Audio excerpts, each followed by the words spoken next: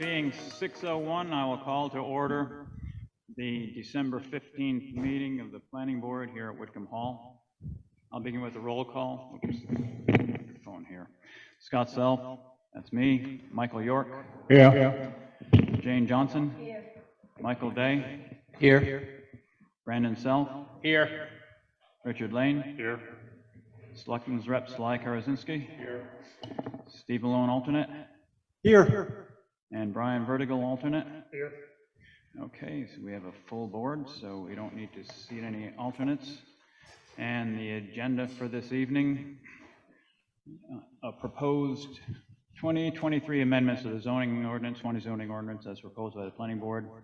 And it'll be concerning update to the description of the floodplain district, rezoning of property on James Road, general provisions, business district, commercial, industrial district, and industrial park district zoning ordinance amendments. Item B is Planning Board number 22-021. That's a site plan review, and that's a continued public hearing from December 8th. Fieldstone Land Consultants, PLLC, on behalf of Avanru Development Group, Ltd., requests a site plan review for an age-restricted 76-unit multifamily development and associated site improvements on land owned by Paul Thomas, located at 115 Old Homestead Highway. Subject property is shown at tax map 37, lot 7, and is located in the business district. And under discussions and other business, we have the 2023 meeting schedule, rules of procedure amendments, site plan review regulations, and any other business as may be required. So our first agenda item, we aren't going to do the minutes from last week, because they aren't quite ready yet, I don't think. So we're going right to the proposed 2023 amendments to the Swanzey zoning ordinance. Mr. Chairman, can I make a motion, please? Oh, yes, go ahead. I'm going to move that we, any items left after 9 o'clock be continued to the next scheduled meeting. Okay, we have a motion by Michael York that any agenda items left after 9 o'clock be rescheduled to our next meeting, which would be January 18th, I think. 12th. January 12th, sorry, January 12th. Is there a second? Seconded by Richard Lane. Is there any further discussion? All those in favor indicate by saying aye. Aye. Aye. All those opposed? Then that's what will occur.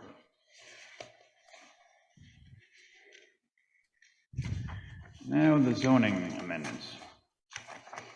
And there aren't very many of them here this year.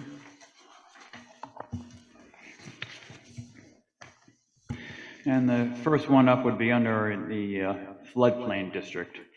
And basically just what we're doing there is we're just updating the reference to the current flood zone map. And I'll just read it out. The floodplain district is herein established as an overlay district. The underlying permitted use shall be allowed only by special exception, provided they meet the additional requirements set forth in section 9 of this ordinance. The floodplain district includes all lands, and this is what we're adding, all lands designated as special flood hazard areas by the Federal Emergency Management Agency, FEMA, in its flood insurance study for the County of Cheshire, New Hampshire, dated May 23rd, 2006, or as amended together with the associated, and here we crossed out that part of it, flood insurance rate map firm dated May 23rd, 2006, or as amended, and on file with the town clerk. I'm skipping through because there's stuff that we've crossed out this is what we're replacing. So I'm just skipping the stuff we crossed out there. On file with the town clerk, planning board, and building inspector. These maps, as well as the accompanying Swanzey flood insurance study, are incorporated here in reference. So that is the change to that one. Let's see. The zoning map of the town of Swanzey, dated September 1st, 1947, as amended, is further amended to show property known as tax map 16, lot 1, currently owned by the Thoris Lewis Revocable Trust, known as 69 James Road, consisting of 55.4 acres, more or less, as being in the business district. Now, it's up to the board whether you want me to read through all of these and we vote on them as one, or we vote on them, actually we're changing them, if we change anything on them one by one. Anybody have any comments on those we have there, or shall we just go through them all and decide at the end of them all? Any takers? Then I'll just continue reading them, and if something comes up, then just let me know. We've all discussed this anyways, and this is how these changes got here. Go ahead. One more on the last page. Oh, was there? Oh, we're doing that too, okay, sorry about that, thanks. This is also a change, accessory uses in accessory buildings. For residential properties, one single-story storage shed up to 200 square feet in area, and we've crossed that part out, may be located up to 5 feet from the side or rear property lines, but must still comply with the front setback requirements. That was amended March 10th, 2020. So pretty much what that one does is it allows just a small little utility building to be placed within 5 feet of a property line. Business district, all lots, and we have changed setbacks in these districts here. Is going on. All lots shall be at least 1 acre in size with 125-foot frontage on a town or state maintained road. For properties with frontage on New Hampshire Route 10 or New Hampshire Route 12, all buildings and structures shall be located 30 feet. And crossing that part out because it was different than that. Down here to from the right-of-way line for all frontages other than New Hampshire Route 10 or New Hampshire Route 12. All buildings and structures shall be located 30 feet from the front property line. The side and rear setbacks are 20 feet from the side, rear property lines. And that was amended in 2008, 2020.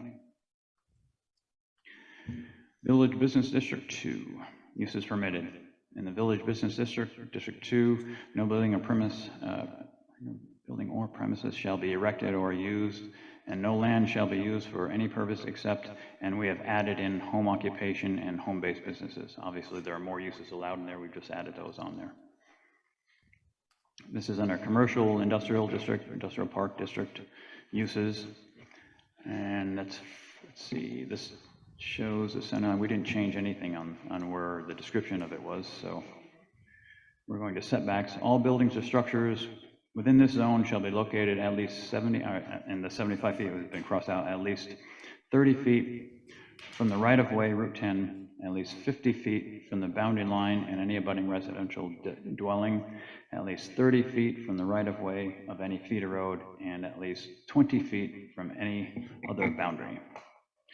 So what that one did was it replaced the 75-foot setback from Route 10 to 30 feet.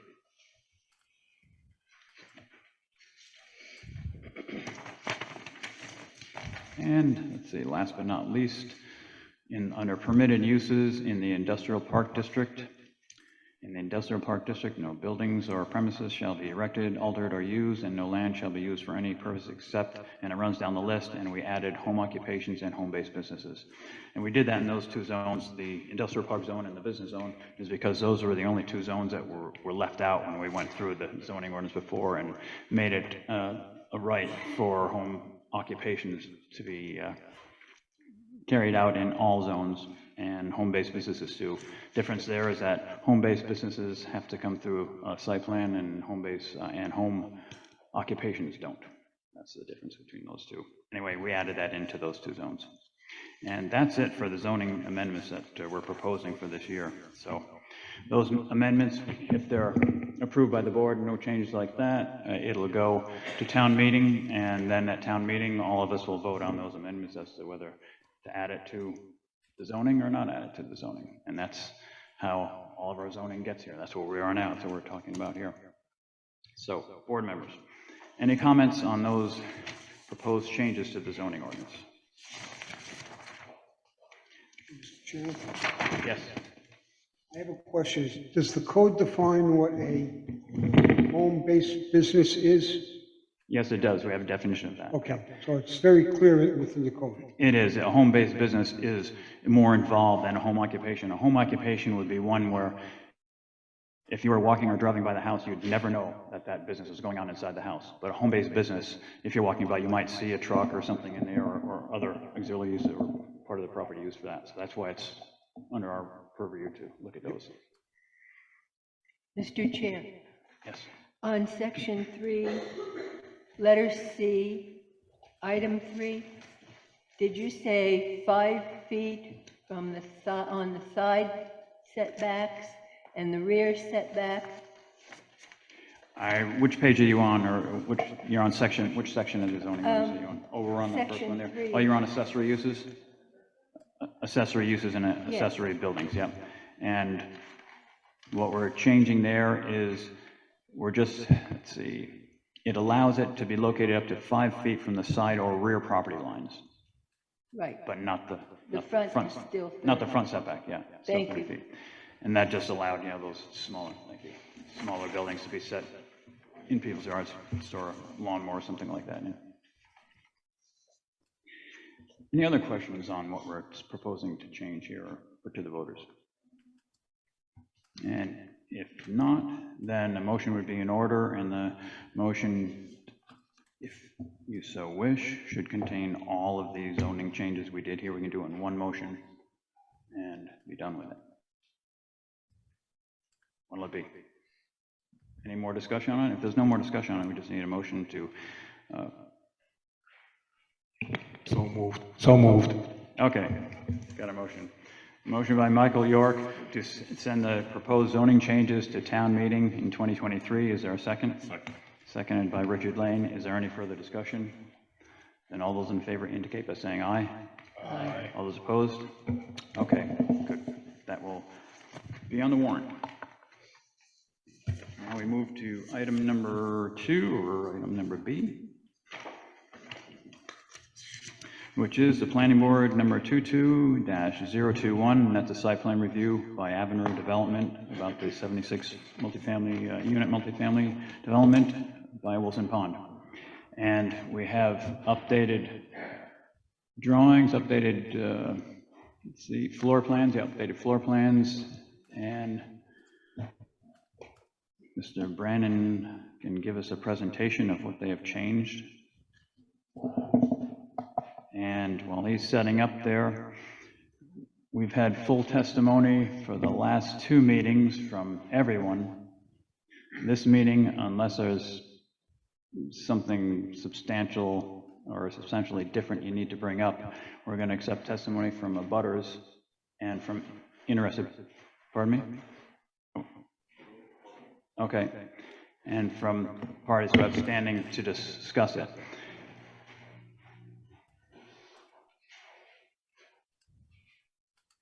Yep, that's fine.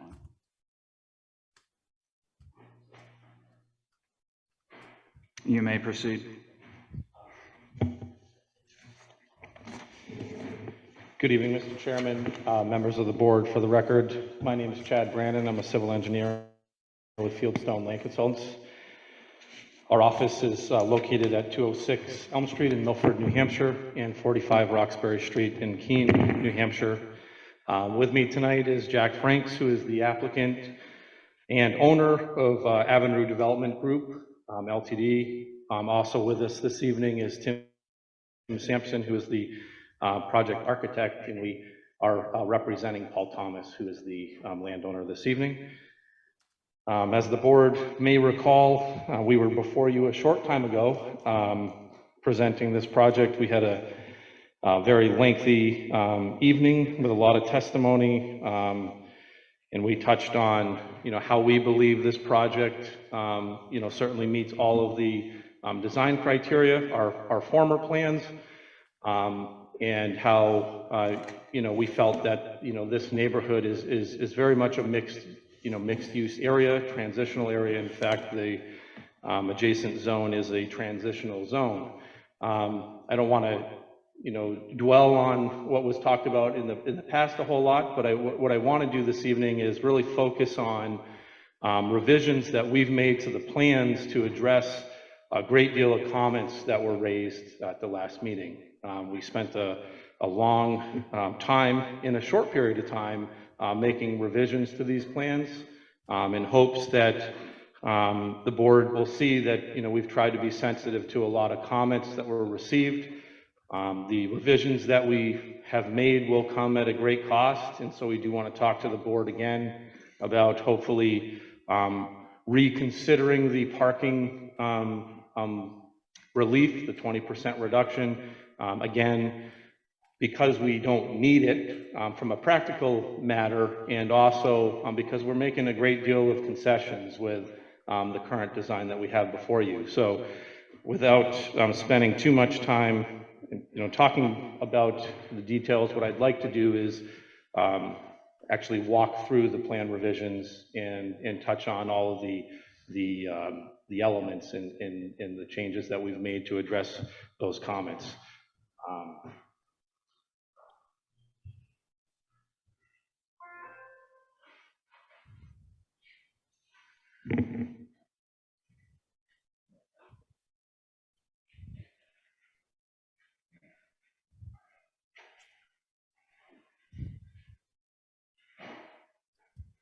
So this plan that we have on the screen right now is a revised site plan.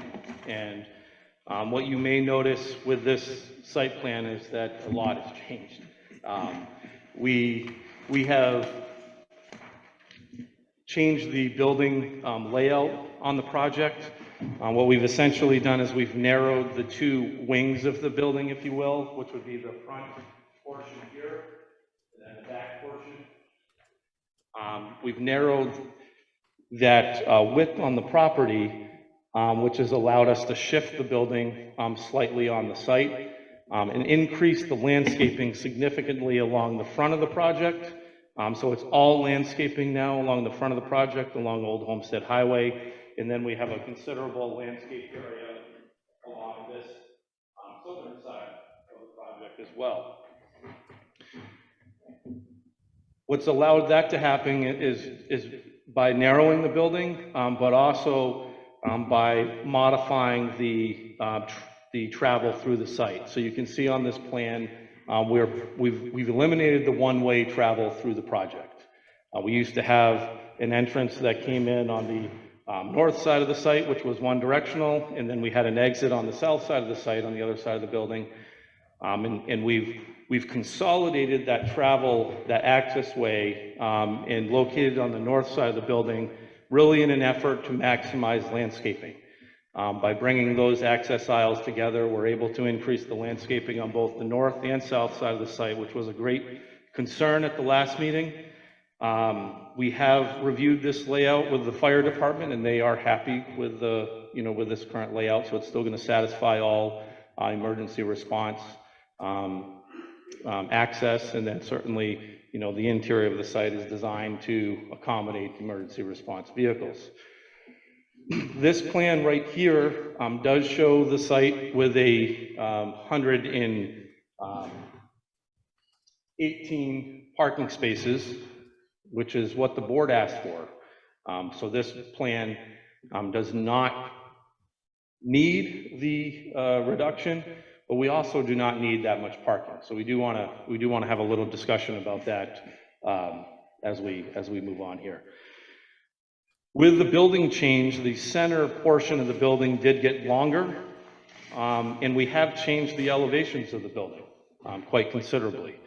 And I will open that up here in a minute, but just to touch on it, the front pod of the building, if you will, is a 3-story building now, and does have a kind of a faux pitched roof on it, which is a modification that the board asked to see. We were able to incorporate that in the design. The middle section of the building would be 4 stories and would still be a flat roof. And then the rear section would actually be 2 stories and would have a similar roof design as the front portion, kind of offering some symmetry. The reason for the rear portion being 2 stories is because we have the glide slope from the airport that we have to, be sensitive to. So we still adhere to all of the FAA requirements for glide slope with this design, but we have had to make considerable revisions. Other improvements that we've made to the site consist of we've added some outdoor kind of recreational area on the southern side of the building where we have a walkway, some areas to seat. We'll do some raised garden areas in there as well for some amenities. And basically, we have parking still on the north side of the site between the 2 wings of the building. And then the majority of the parking is positioned to the rear of the property, so we have maintained a main entrance corridor, which would come out on the site in this location here. We did work with staff on the landscaping calculations for this plan. This plan meets and exceeds all of the landscaping requirements that are required locally. We've included the access aisles into the calculations. We exceed all the plant requirements. Those calculations have been moved to the site plan so that we submitted to the board for tonight's meeting. And you can see, walking down through there, it talks about the parking areas and how it's broken up. So the rear lot requires 3,360 square feet. We have just shy of 3,800 square feet provided. The side lot requires 630 square feet. We have about 4,600 square feet provided, so certainly far exceeding the landscaping requirements there. And then when you go down, you'll see that it breaks down the requirements for trees. There's 11 required in the rear lot. We have 12. There's 2 required in the side lot. We meet that requirement. And then the total trees required is 13, and we have 21 proposed for this project. So we certainly have exceeded, all of those requirements. And that was a concern that was raised at the last meeting. We've also increased the landscaping on the buffering to the property. So on both sides of the building, we have over, certainly along the front portion, we have well over 10 feet of landscaped area between the building and the parking area. On the north side, we have 12 where the access aisle is, and then on the south side, we have about 22 feet because now that's all landscaped and we don't have an access aisle going through there. We did have an opportunity to review this layout with DOT, and they will have no issues with this modification. We previously had secured a permit at this location, but it was a one-directional access, so we do have to modify that permit with them, but that's not going to be a problem. So taking a look at the architectural plans, I guess I'll try to open it here on the computer.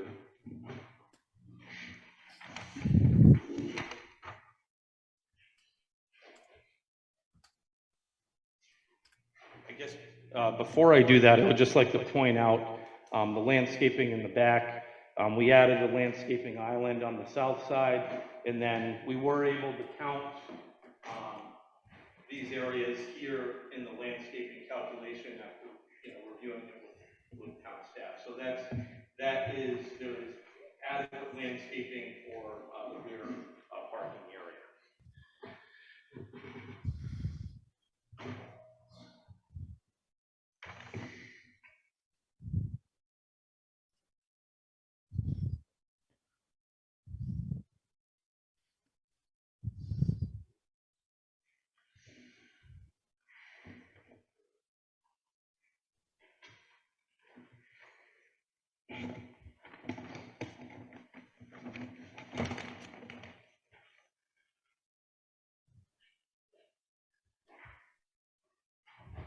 So this plan shows a rendering of the building. This would be, this is a direct frontal rendering showing what the building would look like along the road. So we added the pitched roof to the top. This is again 3 stories, so it's been reduced. So this will be about 34 feet in height, including that roof area. And you can see it in perspective here. So this would be the front 34 feet. Then we would have this middle section, which would be the 4-story flat. And then you have the 2-story in the back, which would be also have the pitched roof on it. The height of the building here in the 4-story section is the same as what we presented at the last meeting. It's 41.5 feet. The 2-story would be about 25 feet in height. Another modification based on a number of considerations with interior floor plans is we did have to reduce the density on this plan from 76 to 74 units. So this plan shows a 74 unit layout, and that mix is 63 one bedroom and 11 two bedroom in total. We'll just pull up another perspective.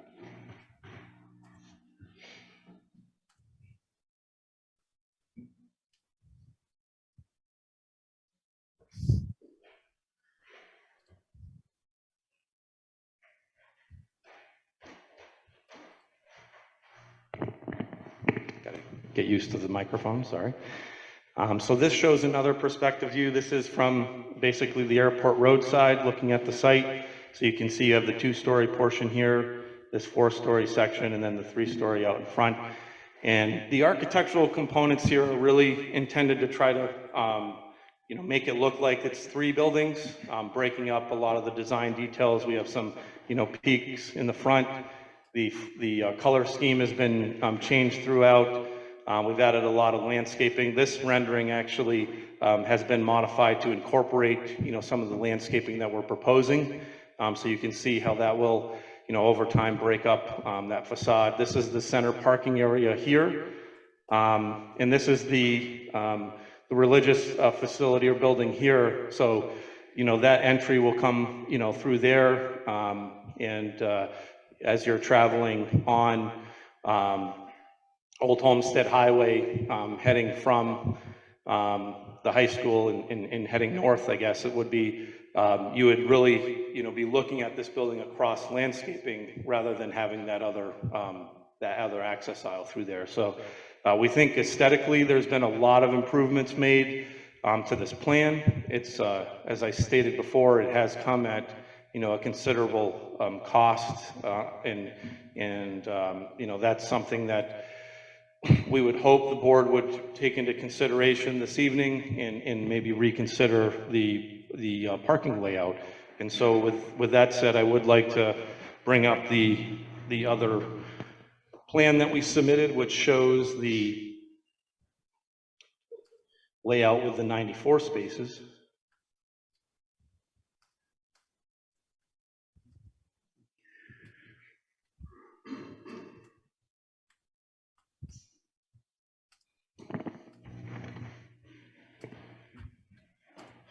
So as you can see on this plan, we basically keep all the landscaping the same, but what we do is we cut out, a great deal of pavement and unnecessary impacts along the back of the property.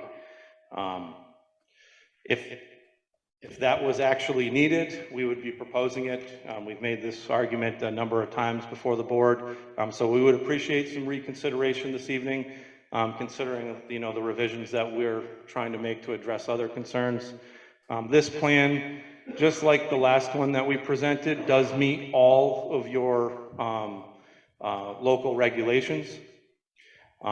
We have modified the layout of the stormwater infiltration basin in the back to still accept all of the runoff from the development.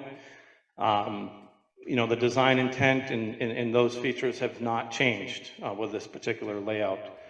We've updated, the utility layout on site. Basically, the sewer and water will both come in on the north side now.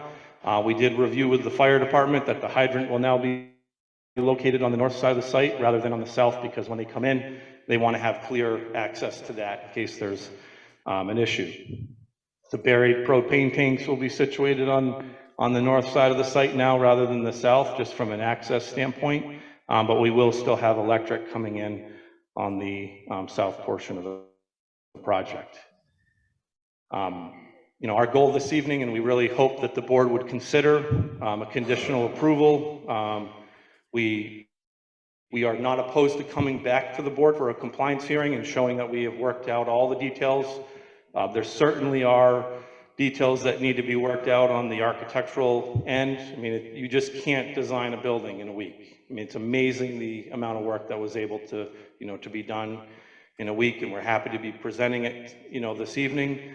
But, you know, certainly there's a whole nother process when it comes to the building, through the building permit and so on. But securing some type of an approval this evening would allow us to proceed with the state permitting that's required with this project. Everybody knows this project is, you know, has had a long road, and we really look forward to, you know, meeting some funding deadlines and really bringing a much needed housing to this area. There are a lot of people that would like to live here. I can assure you of that.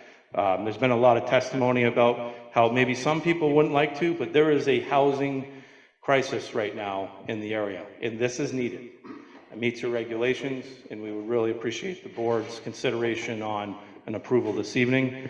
We are here and willing to do our best to answer any questions that you may have. And so with that, Mr. Chairman, I would hand the floor back over to you. Thank you, Mr. Brandon. And board members, you've seen the presentation. There's quite a lot of changes there. And I would say in the positive, for sure, they did a lot of work, as he had just said, on reconfiguring the buildings and especially the roof line and just the general appearance, as you can see it from the road.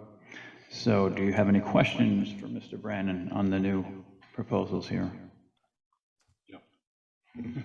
Yep. Mr. Brandon, how are emergency vehicles going to access the south side of that building? Actually, use the mic so that everyone can hear you. I'll repeat it. The south side of that building right now has no access for any emergency vehicle. Yeah, we reviewed that with the emergency personnel. We met with Fire Marshal Eric Matson. Before we even went through this launch of a revision, we sat down with him and made sure that there's no issues with emergency access. And so when we reviewed this with him, and it's a very good question, when we reviewed this with the fire department, they generally are concerned about having 3 points of access for a building. So they said initially, you know, we definitely have access along Old Homestead Highway. We have access along the north side. We have access along the west side. But he said on top of that, they actually have access from the airport road here because they can reach the building with their ladder truck from that location. And so there's no issues with emergency access and emergency response. And we did make sure to, you know, to meet with the fire department and make sure there was going to be no issues there, because anytime you look at a revision with access, you know, around a building, it's a very good question, and we had that question. And so we made sure to meet with them and make sure there was no issues. Just while you're up there, how did you end up with the 74 units from the 76? Because you've reduced the 1 story in the front and you've reduced 2 stories in the back. Did you make this building longer? That's what. Yes, that center building did get longer, quite a bit longer, actually. If you look at the old plan, it got, and I could pull the old plan up and tell you, but that's where the unit deficiency was met, is through that center building portion. And part of the design, and I don't have the architectural up there right now, but the front building really masks that 4-story building, and it offers, you know, a nice transition into it. The 3-story with the peaked roof, and so I personally think the layout it's softened with this particular building design.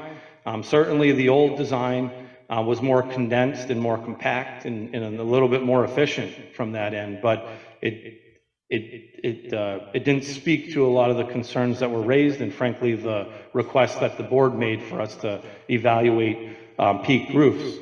We didn't have an option of putting a peaked roof on a 4-story building because of the height restrictions in town. In fact, the other peaked roofs that we have in town on buildings like this, we've received, or even larger parapets that we've done, we've received variances on, and that's not an avenue that we're willing to go down with this project.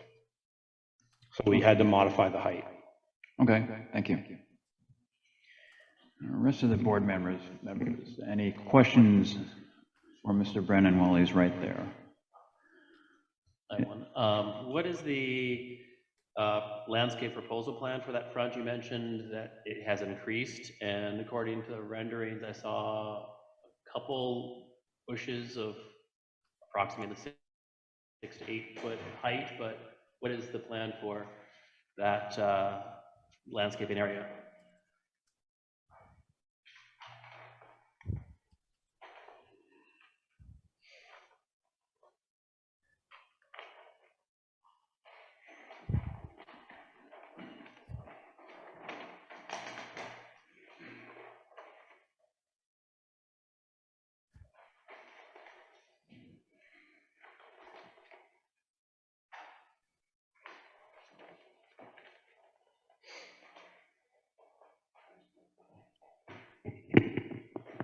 So we are proposing to maintain basically the landscaping that we had on the prior plan along the right-of-way portion. And so up in that area, we have 2 red oak on each side of the site.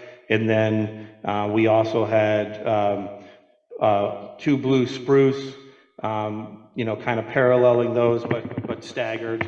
And then we had some calorie pear trees, and then a lot of lower shrubs along, the roadway side. And then what we did is we proposed some additional shrubs closer to the building. So certainly exceeding the requirements in the local regulations. I only submitted a site plan, so I have to go back to the landscaping plan in order to see what those labels actually reference. So that's what I was doing. Okay, thank you. Other questions from members of the board? No questions at all, and it looks like they answered pretty much all questions I had. So are there any questions from the abutters or comments from the abutters on the new plan?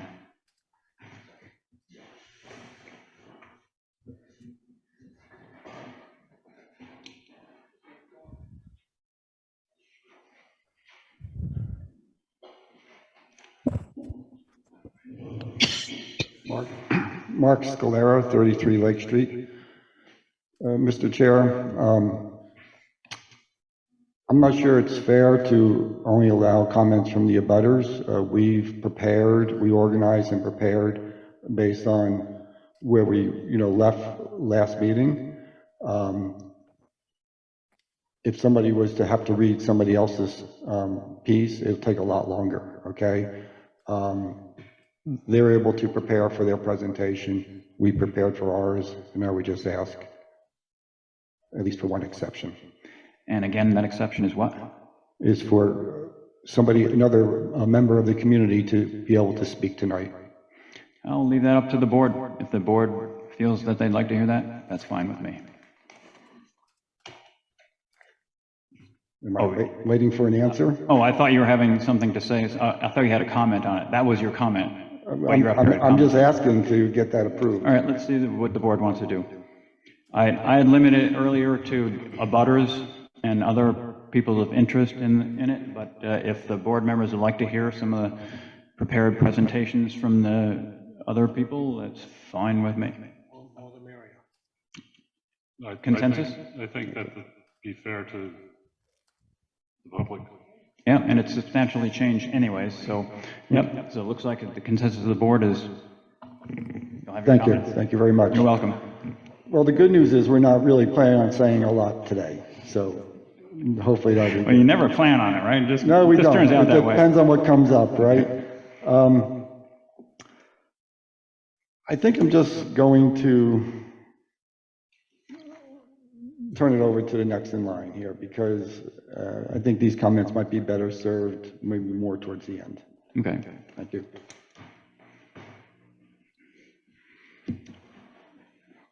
Someone else like to come up and have comments on this? And these are on the new plans, is that correct? Thank you.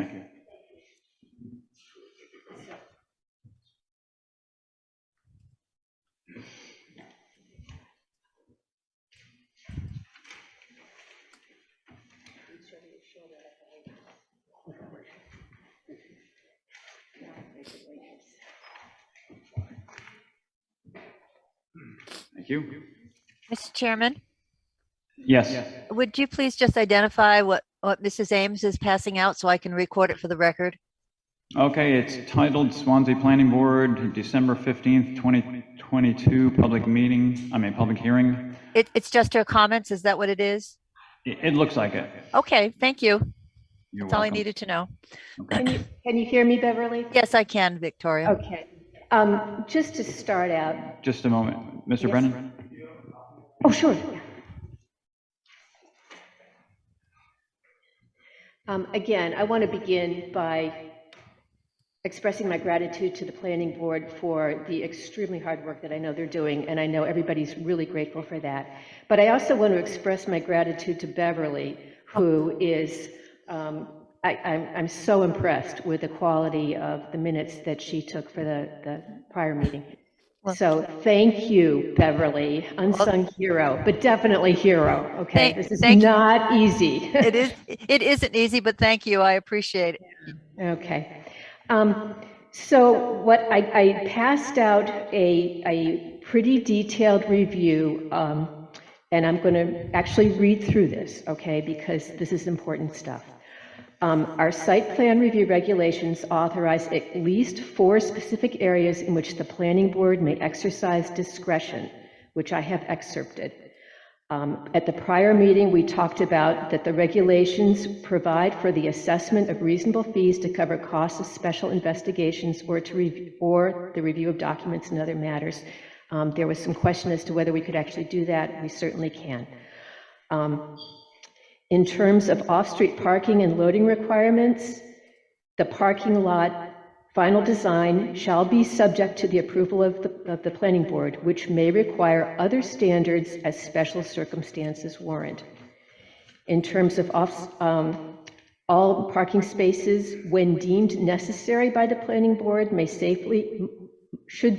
shall be safely separated from walkways, sidewalks, streets, or alleys by curbing, landscaping, berms, islands, and other appropriate means. And finally, landscaping and screening shall be provided at the discretion of the planning board with proper regard to adjacent properties, the public highway, and within a site, including interior landscaping and parking areas. Now, I bring these things up because the planning board has discretion in these areas explicitly outlined in the site plan review regulations, and this discretion is warranted due to the special circumstances of this proposal, which is a lot-to-lot line development of a flat 2.5-acre parcel situated directly across Old Homestead Highway from a treasured and scenic town resource, Wilson Pond, and its surrounding neighborhood of over 100 homes in a community of historic significance. Now, I served on the planning board at the time when our landscaping regulations were greatly updated, and the reason we had reason to do that. And at its core, the reason is that in a rural town, landscaping and screening are neither trivial or inconsequential. Rather, landscaping and screening are a critical tool for gracefully blending new development into existing rural land use patterns. Further, effective use of landscaping and screening is a way for a developer to express respect for the community, a way to say, we want to create a project that will make the town proud. Now, on the planning, I know the planning board often is in the position of receiving applications for development where it sort of feels like the developer is just, give them some trees, that'll make them happy.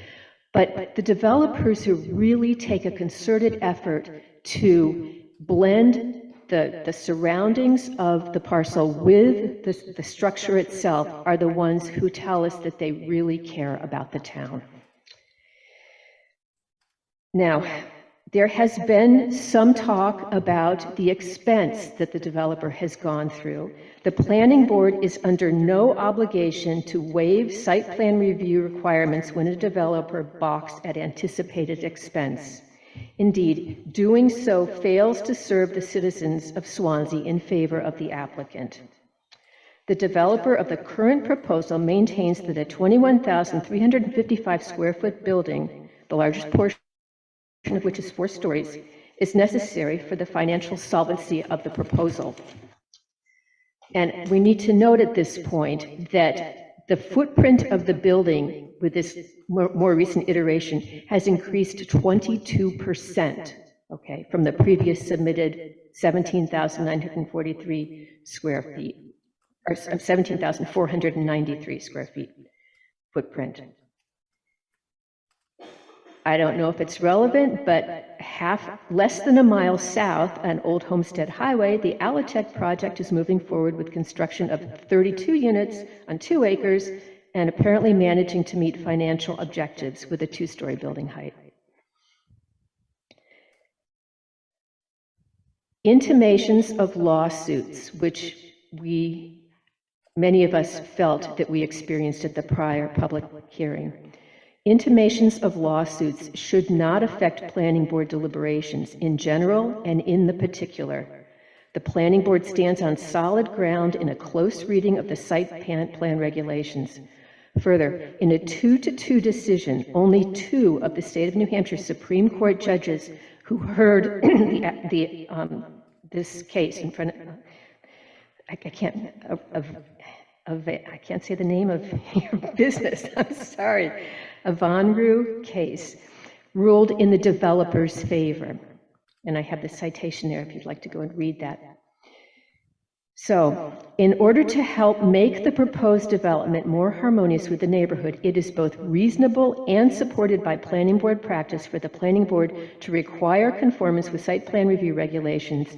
Key failures of the current proposal, the one we see tonight, key failures of that proposal to do so are enumerated below, and all my citations are taken directly from the Town of Swanzey Site Plan Review Regulations, as most recently amended.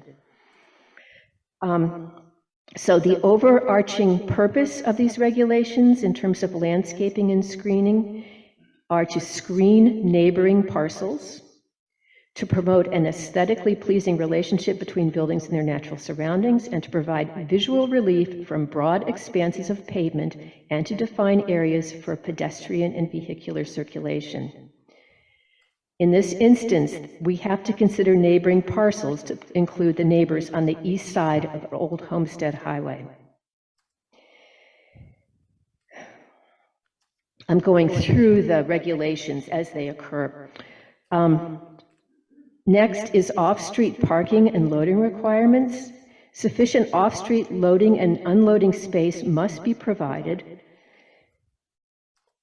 And I have not heard addressed or seen on these plans any off-street loading and or unloading space that has been provided specifically for moving trucks. How will they be accommodated while simultaneously maintaining the required number of parking spaces, which the developer, in fact, would like to be fewer?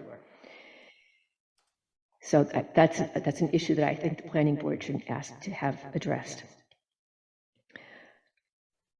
Again, the regulations provide for the assessment of reasonable fees. If we would like to have an engineer or some other professional to review the site plan, that's certainly appropriate. Moving on to landscaping and parking areas. Our site plan review regs call for parking areas shall be effectively landscaped with trees and shrubs to reduce visual impact of glare, headlights, and parking lot lights from the public right of way and from adjacent properties. The rear parking area directly abuts the southerly lot line. With the exception of 2 trees, there are no provisions to reduce the visual impact of glare, headlights, and parking lot lights. 62%, in other words, 144 linear feet of the rear parking area directly face the public right-of-way and adjacent properties. That's without any kind of landscaping or screening. As we discussed at the last meeting, 10% or more of the interior of the parking area should be landscaped open space. This landscaping is in addition to any required buffer zone landscaping. Therefore, we need to be, in this instance, looking only at the rear parking area, not the area around the building, but just the rear parking area. And its total square footage is 34,344 square feet, which would require a minimum of 3,434 square feet of landscaped open space. The plan shows 5 landscaped islands, 4 of which are 324 square feet, 1 which is 162 square feet, for a total of 1,458 square feet of parking lot landscaping.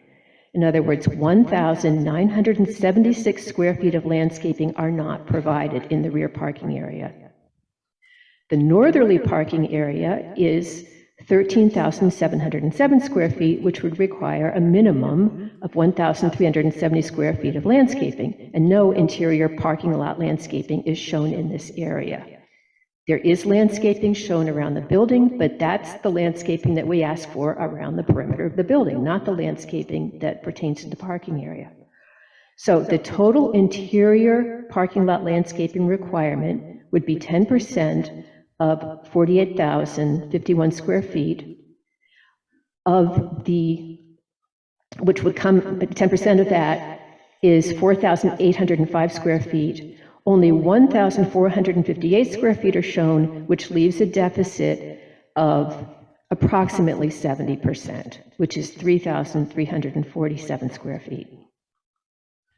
Now, there is, at the east and west corners of the rear parking lot, there are 1,692 square feet of buffer zone landscaping, but that is not interior to the parking area. Okay, my count, moving on, talking about the number of required trees. When I was looking at the plans this afternoon, I couldn't locate more than 11 trees to be shown in that parking area. The regulations go on to say that a combination of end cap landscaping islands and linear landscaping islands running parallel to parking rows are preferred.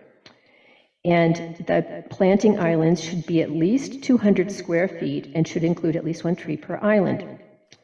The newest planting island that the plans show is only 162 square feet. It's on the southern, well, you can't see it. It's this one here.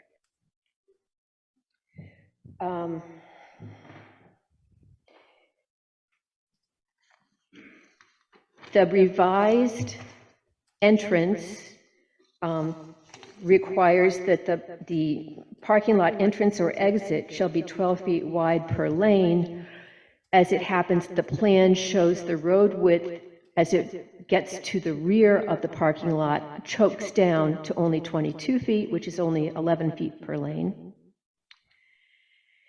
I recognize that this, just as staff and others who've looked at these plans scrambled to look at them today to compile enough information to respond to them, the developer didn't have time to prepare a complete landscaping plan, but I think it's incumbent on the board, if the board is considering making a conditional approval tonight, to show that the plan that designates landscaped areas with no location or identification of any vegetation, so those landscaping plans that are designated landscaped areas, are incomplete. The new 21-foot by 406-foot strip of landscaping that's shown along the southern side of the structure, as depicted, shows 3 trees and an 80-foot long, 10-tree arborvitae hedge. 256 linear feet of that landscaping is completely devoid of trees. I'm also assuming that the land that is above the buried, I guess they're buried propane tanks and the transformers, which I'm assuming are above ground, that land that's attributed to the necessary location of that infrastructure does not count as landscaped space, okay? In other words, to go back to the regulations, landscaped areas shall be used exclusively as landscaping and not for equipment or product storage, parking, and the like. All right, in terms of landscaped buffers between different uses of land, landscaping shall be used to form a buffer between non-residential and residential areas and between single-family and multifamily projects, especially when multifamily units are different in height, form, and/or material than adjacent single-family units. That's what the regulations say. The proposed multifamily units are vastly different in height, form, and/or material than the adjacent single-family units on the east side of Old Homestead Highway. No landscaping buffer is shown along the northerly property line, thereby failing to buffer between this residential use, the proposed, and a non-residential use. Further, landscaping site plan shall provide a landscaped area that is a minimum of 10 feet deep around the sides of buildings with public access, which would be this entire building, and or are visible from a public roadway, which would be this development. Such landscaped areas shall contain shrub and ground cover plantings in addition to trees.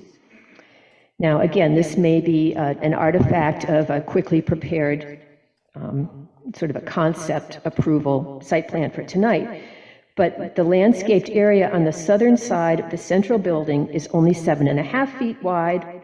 The plan shows no plantings in this area or in the 8-foot wide, quote, landscaped area on the north wall of the rear or front buildings.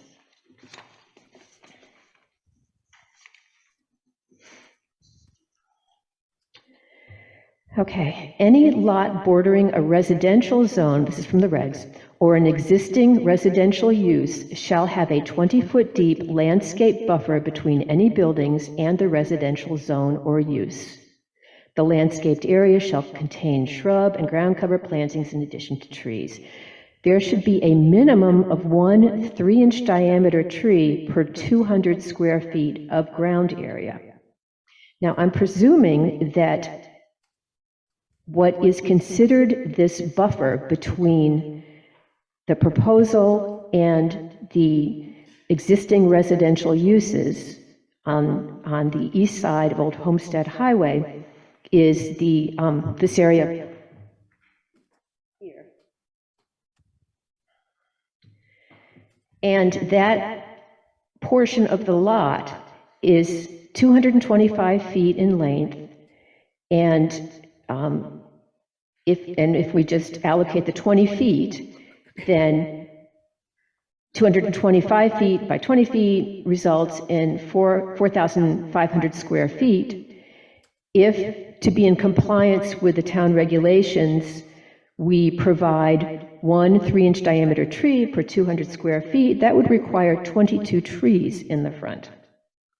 So according to our regulations, the screening along the front face of the building is inadequate in buffering a residential zone from this construction. So I go through all these items because landscaping matters. It's not a trivial thing, and it's one of the few tools that a planning board has to make such a structure harmonious. The landscaping requirements of our site plan review regulations were developed to encourage development that is harmonious with the community and town as a whole. Their satisfaction, the satisfaction of those regulations, is an important and essential part of the development review process. It would be both reasonable and responsible for the planning board to require the developer to satisfy these elements of the regulations. Indeed, given the potential adverse impact of this development, it would be both reasonable and responsible for the planning board to exercise its permitted discretion and provide the developer to, in fact, provide more landscaping in order to provide for proper regard for adjacent properties, the public highway, and within the site. If the developer is unable to fit the proposed building and its required infrastructure on a 2.5-acre lot, and also satisfy our site plan review regulations, which include landscaping, it would be both reasonable and responsible for the planning board to deny approval of this application. Thank you.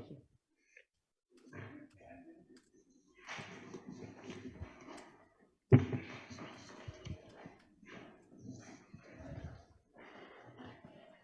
don't think it's on. Oh, there it is now. Okay.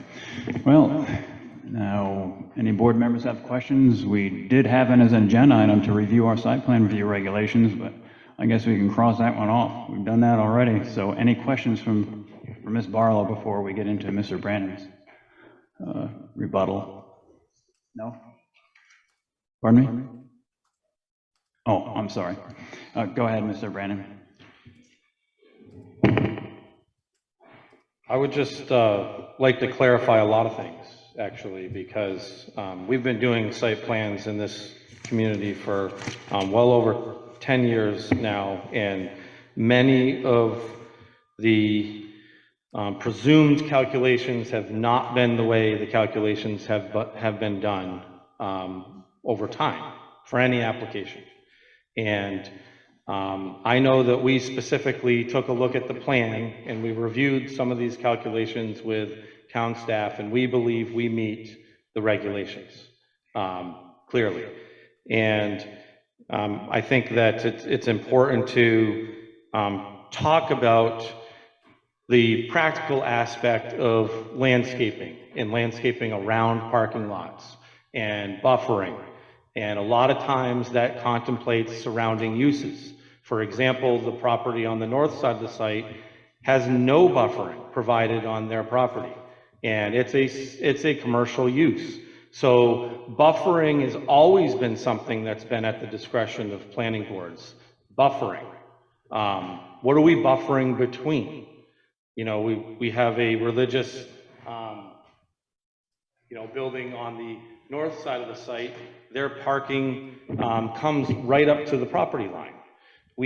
What are we proposing? Well, we're proposing about a 4-foot landscaped area. In landscaping, it doesn't just mean that you're filling an area with shrubs and trees. Your regulations say that. It's a vegetated area where you can do additional landscaping. We meet tree counts on all of the areas that she's brought up, with the exception of maybe along Old Homestead Highway. And why don't we maybe meet them there today? Because we've increased the buffering there. We had 20 feet before, now we have 45 feet. So I think the one area where we probably do have to add a few trees is along Old Homestead Highway, because we increased the buffer. I don't think we should be, necessarily penalized for that, because the calculation on the old plan, I believe, met that criteria. And so we will agree to add some, trees along the Old Homestead area in order to meet that calculation. That is not a problem, and we hope the board will consider that as a condition of approval. When you go through, I'm just going to bring the computer back up because I think it's easier for everybody to see that.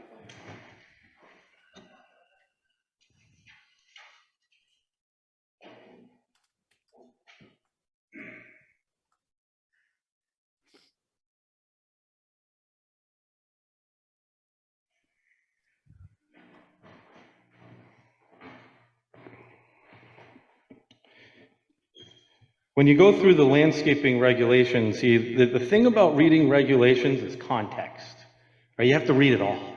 You don't get to pick sentences and twist words and play it in the area that fits the narrative. You have to read it for what it is. That's what we do. That's what we do with staff. So landscaping between adjacent buildings is how one section starts. And then it goes down and says, the site plan shall provide a landscaped area that is a minimum of 10 feet in depth around all sides of the building with public access. The only side of this building that has public access, is along the highway. That's where the public would come in. Anybody going into this building lives here. It's private. This is a private site. We don't sell goods here. We don't we don't rent, like a rental store. This is a private site. Tenants come here. It's a secure site. So it's not a site that you need to provide, a 10-foot buffer around the buildings, the whole area way around it. It's not a school. It's not a convenience store. It's a private place where people live. Someone might come in to rent a unit or take a look at the unit, but it's not a retail establishment, and typically that's where that section would apply. But we certainly are providing 10 feet. In fact, we're providing 45 feet along the old Homestead Highway section. We're far exceeding that requirement. And then that provision goes on to say, with public access or are visible from a public roadway. And so that's an area that we made improvements on from the last plan. Because as you travel, north and south along Old Homestead Highway, certainly this front portion of the site is going to be visible from, the public highway, or one could argue that. Now, the town hasn't really taken that interpretation in the past. It's always been from the public way. And I could give you many examples of site plans that have been reviewed under that purview. But nonetheless, we've made that revision. People asked for additional landscaping along the sides of the building. Landscaping. There's no standards there that says you have to put a certain number of trees or a certain number of shrubs. It just says landscaping with, some trees and shrubs. And so we meet the technical requirements of that section.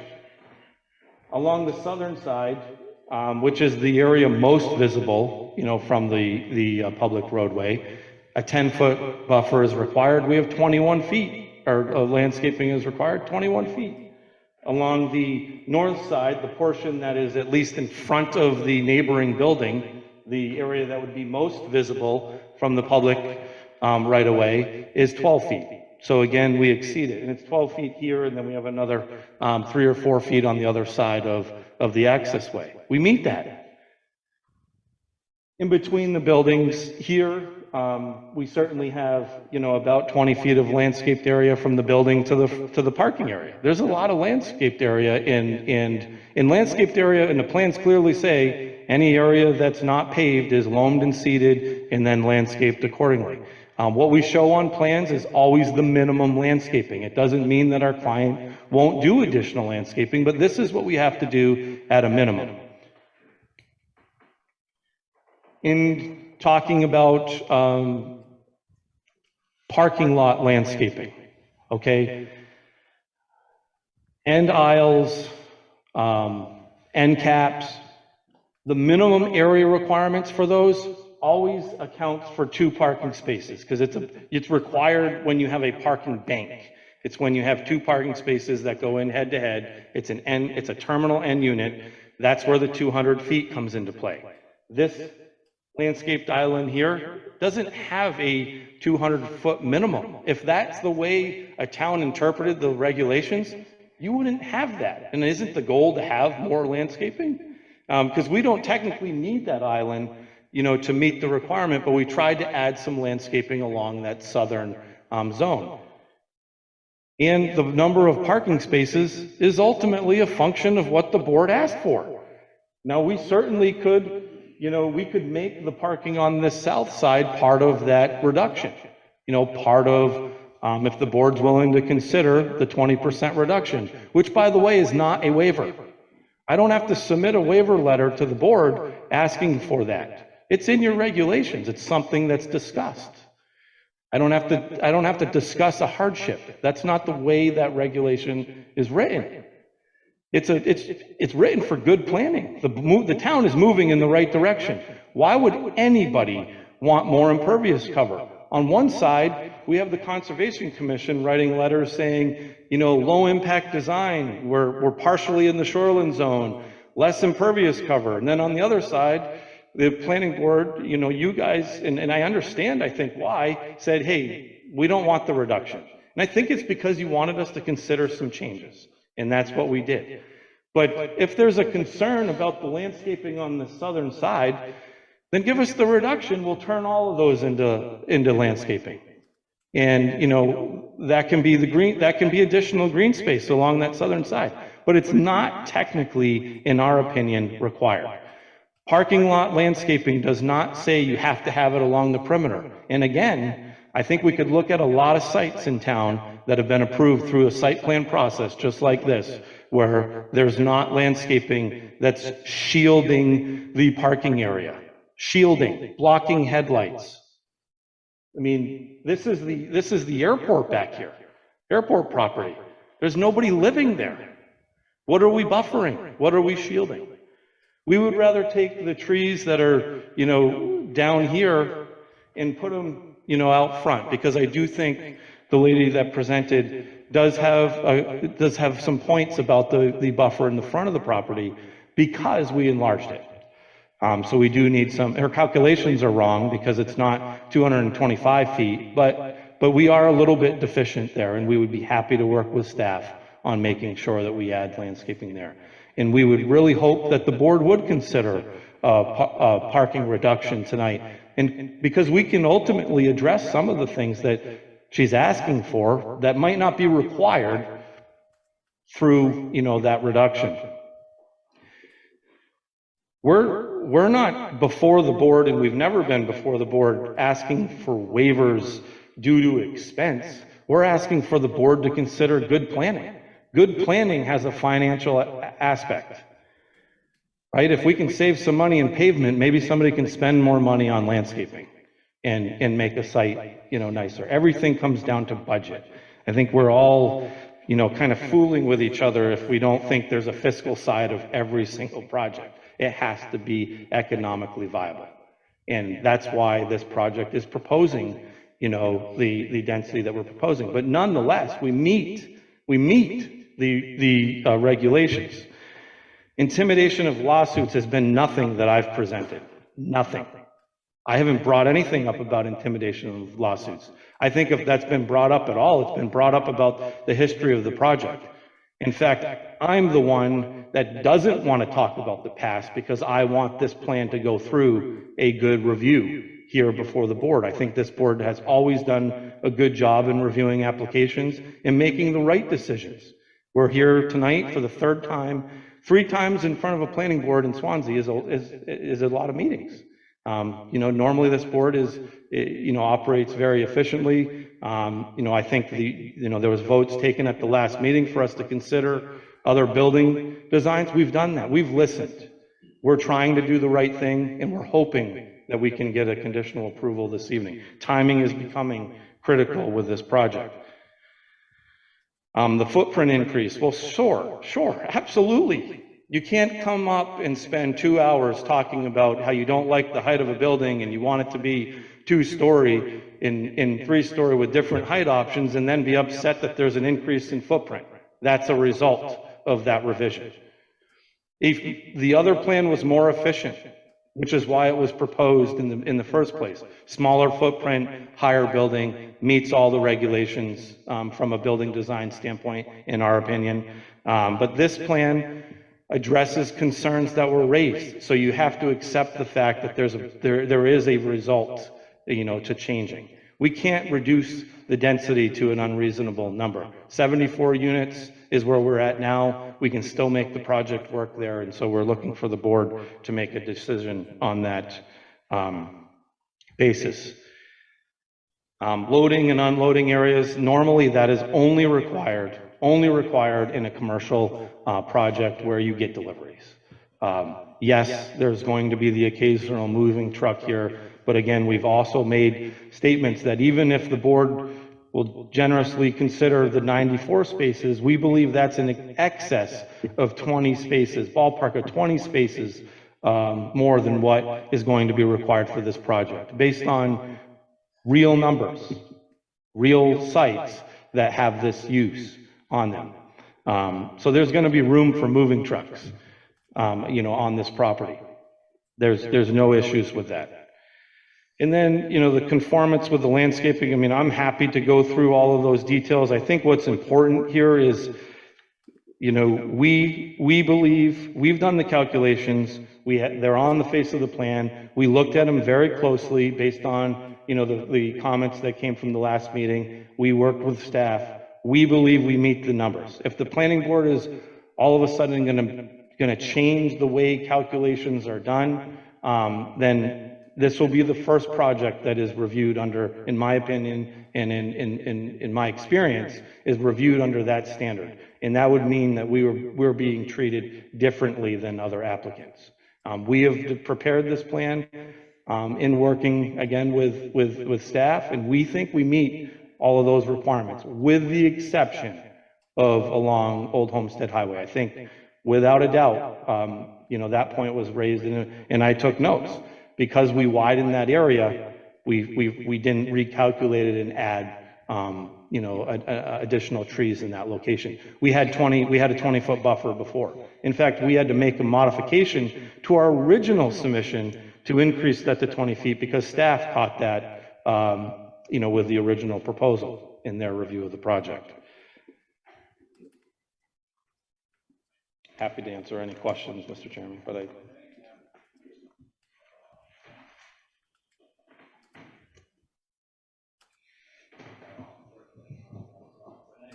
The planning board members have any comments, or do they disagree with any of the points that Mr. Brandon made in his rebuttal? Yes, sir, Mr. Day. I just had one question, Mr. Brandon. If you can tell me what the definition of public access is, since you mentioned that in the regulations we have to understand that in order to understand the argument on the 10-foot buffer around the building. So what is public access? Is that road only, or what is that? Well, my understanding of that definition is where the public travels. So the public is everybody, right? It's anybody in the public. The public doesn't have, there's nothing on this site that would attract the public. There isn't a service being provided. There's nothing for sale. There's nothing retail. So that regulation, if it was written, wouldn't say where there's public access. It would say around all sides of the building. There's clearly a difference between public access and a private site. This is a private site.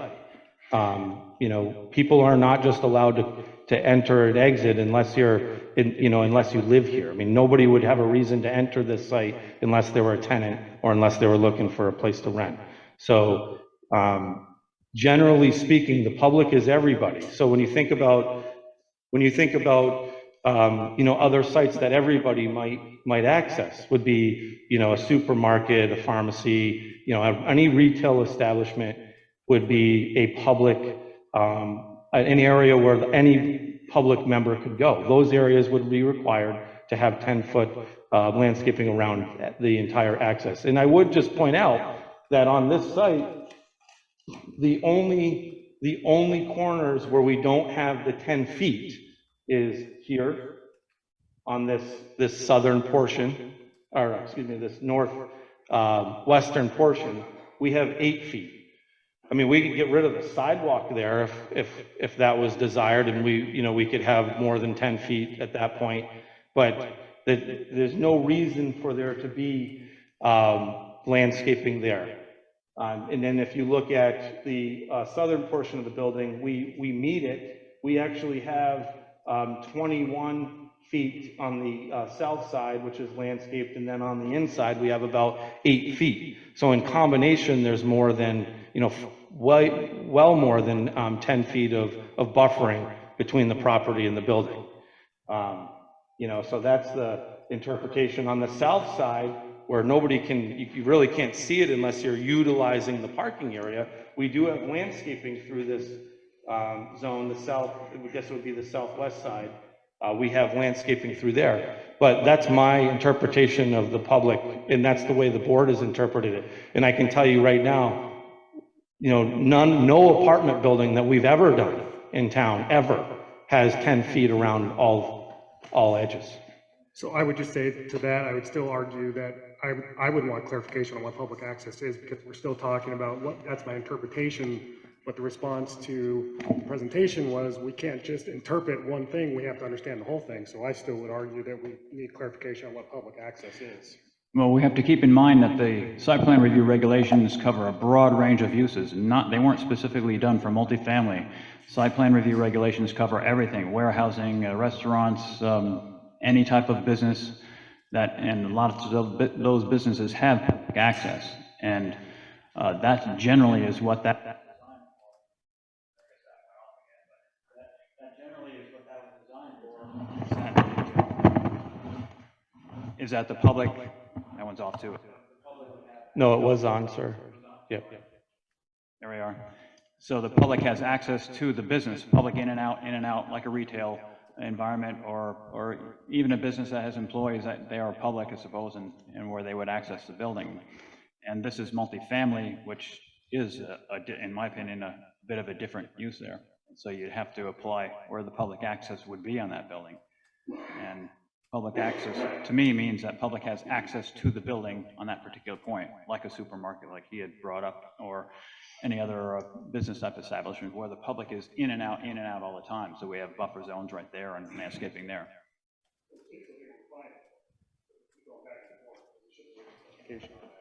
That's what the planning board does. When the planning board looks at a specific site plan or something like that, when we have our deliberations, yeah, that's part of the deliberation can be to define, well, do you think this is a public access? Do you think it isn't a public access? And you compare it with other things. Yes. I don't want to break up, but I thought you were done. No, we're done. Yeah, we are done here. How many square feet of God's green grass does this project have? Of green grass? Yes.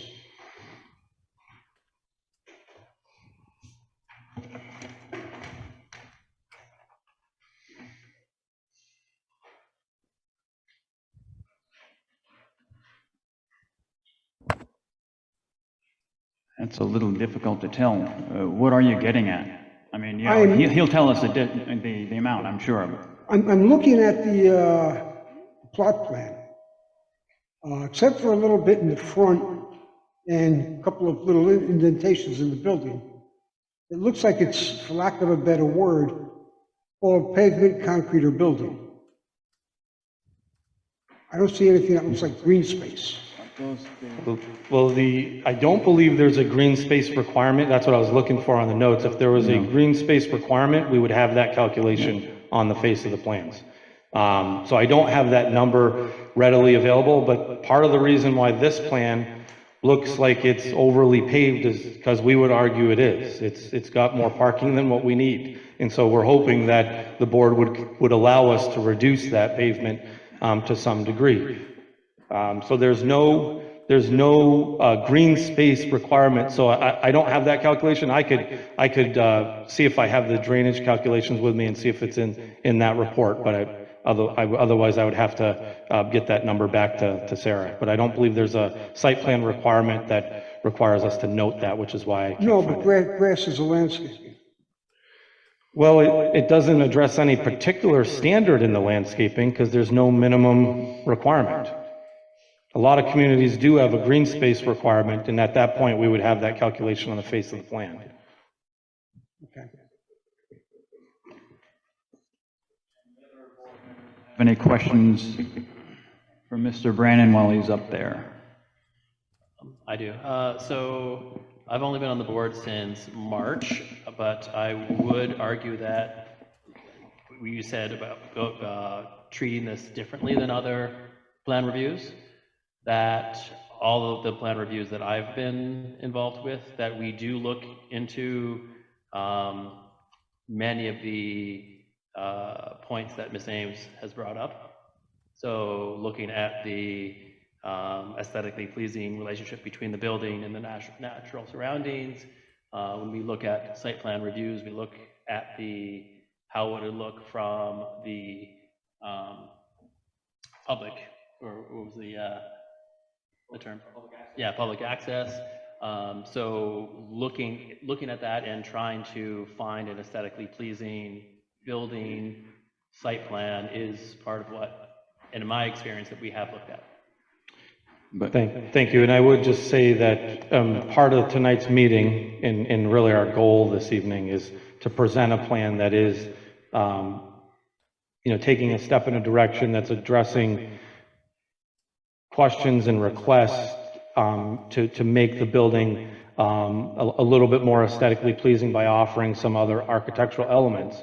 What I was primarily referring to with that, and if I don't mind me clarifying, was really the 10-foot of landscaping between, around the building, and then landscaping along the perimeter of parking. And I think you can look at many site plans where, you know, that wasn't assessed necessarily. Certainly the aesthetics of the building is always something that we present and talk about. And I think the landscaping along Homestead Highway is something that we're willing to, you know, make some revisions on, based on, you know, that 200 square foot, you know, requirement, and the fact that we did enlarge it. So part of the reason why we're slightly deficient there is we more than doubled the landscaped area that was previously there. So I think we're moving in the right direction. I don't disagree that there's discussions to that end, but we could, you know, I could bring up many projects that have been done in the last, couple of years, certainly, where we just haven't gone through and evaluated every element. I think the board assesses it based on where it is. For example, the parking lot, where is it positioned? Parking is always, and a good planning element is to try to position parking behind the building. Why? Because buildings look better than parking, right? So the building itself shields parking. A lot of planning concepts consist of locating parking behind building. So by locating it there, we've already accomplished a lot of goals and objectives that communities typically have. And then we talk about adjacent uses. We have a vacant lot on this side, we've got the airport on the west, the airport on the south, as it relates to the parking. So what are we buffering? It's a practical evaluation. So we would argue that we meet the requirements in the technical numbers everywhere else, with the exception of some trees being added here on this plan. And we've kind of vetted that with, through the we reviewed our calculations specifically with staff so that because we wanted to make sure we weren't missing something. And the answers were, it's reasonable to count, these areas in a parking, a parking landscaping design. And so that's what we did. Thanks. I guess it seems to do that. There it is. It's on. Are there any other questions from the board on Mr. Brandon while he's up there? And if not, then Jane, did you? Yeah. I'm still concerned about whether or not we're going to address this parking decrease or not. Are we set? Oh, yeah, we're going to address it. He asked us if we'd reconsider it. We might as well address it if we're going to reconsider it or not. Let's address it right now since you brought it up. Yeah, appropriate to address. I feel it would be a mistake to reduce it any further because I think people do have cars and will need cars living in this location. They're not close to anything.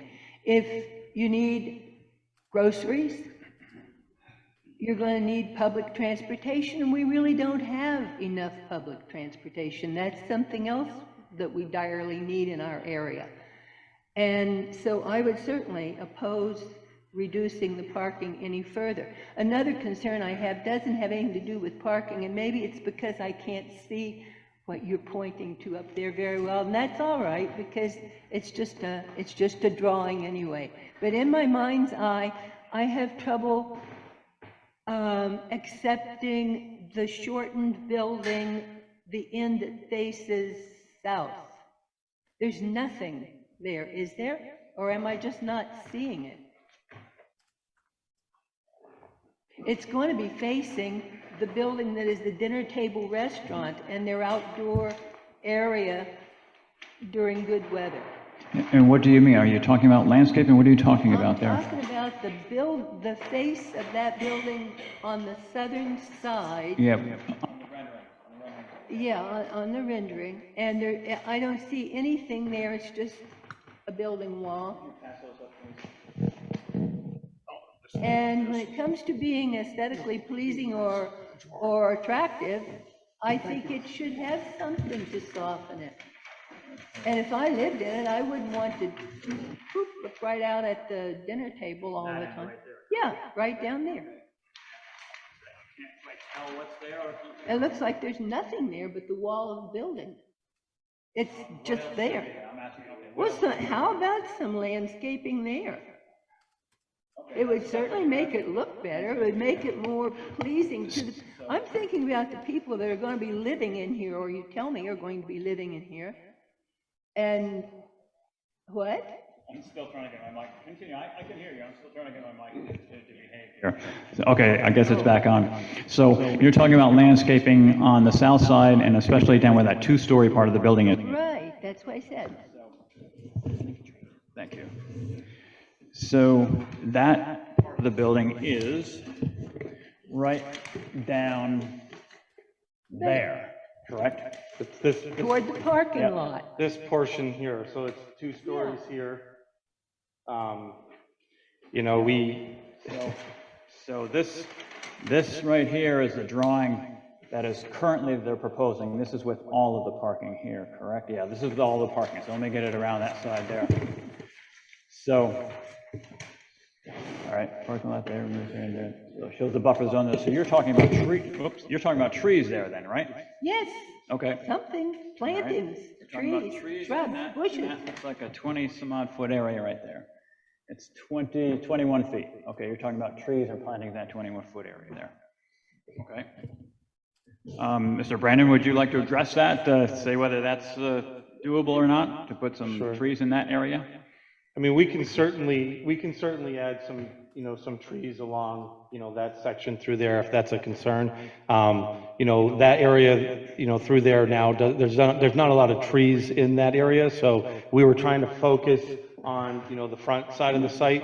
And as I said, you know, this plan shows the minimum amount of, you know, trees that we believe is required per your regulations. But if there's a concern like that, you know, we would be happy to add some trees, maybe like every 30 feet along there. Her concern is that, yeah, there's nothing there now, but there's nobody living there now, looking there now. Her concern is looking the other way at the, what I guess, the airport buildings and whatever else.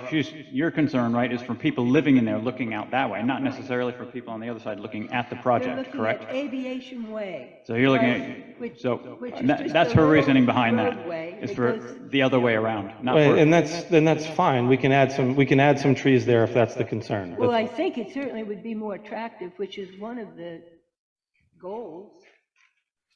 Yeah, I mean, this revision was made to try to make the plan, soften the plan and address comments that were made, right? So we're kind of working through those revisions tonight. So I appreciate the feedback. We would be willing to add, say, 5 or 6 trees along that side to break that up. Because it looks out at a public place. Well, Aviation Drive's actually private. Well, I drove down it, but I didn't know it was private. But anyway, it looks at the dinner table and their parking lot and Adams Furniture. And Adams Furniture is very tight on who parks in that parking lot, which is another reason I would be against cutting back on parking. Because if we have a snowstorm and people have to move their cars, they're not going to be able to move them over to the dinner table and Adams. Right, but what we talked about at the last meeting, ma'am, that there's a management plan for snow removal at every property. And this board approved this same type of housing in West Swanzey with a parking reduction. And it's the same use here. We don't need that amount of parking. And so we presented data at our first meeting that talked about parking generation and parking need for this type of housing. We wouldn't be before you presenting a plan that's not going to work. It wouldn't be marketable then. We couldn't my client couldn't rent space if there wasn't enough parking. If we had 94 spaces, the projection is we would have in excess of 20 extra spaces on this site. 74 units. That's what we have here. There's no need for 118 parking spaces, but we've proven it on the site, right? And I think I just want to clarify this because I think there's a misunderstanding. We've proven the site can support 118. So if there is a need, it can be built. What we're just asking, and it's an interesting discussion. We're just asking for the board to allow us to build less impervious area, which is consistent with what your Conservation Commission asked for. It's consistent with good design and practice. We don't need the waiver to get the project. We just want to move forward with good, planning and good design. And so I want to clear your concern up by saying we can fit it. We've showed that it's there, and it can be built. The board could say as a condition, we would allow, we allow a reduction to 94 spaces, but if there is ever a need, the applicant shall have to build. That's part of the zoning anyway. If we give you a reduction of 20%, you have to be able to show on the site plan where you can add those additional 20% later on, and it's already in there. It's implied and it's already written in the zoning, so. Okay, right, that would be thank you correct. for clarifying that. You're welcome. So, I might be able to accept it if that condition was there, and if you're not paving it, if you could make it a pleasant place for residents to relax in the out of doors in good weather. Well, Because it's they gonna don't be- have that either. Well, they do have that with this What new do they plan. have? There's an area on the south side of the building that's been created, adjacent to the community room, so they can come out of the community room into, an area with some seating. But certainly the back of the site will all be green space, the area that's not going to be built for parking. So if you build less parking, there's more area by default. That would be an area for people to enjoy. so if you were granted the reduction, 20% reduction in parking, is that the drawing with your 20% reduction? Oh, you can't see it. All right. What I'm asking is,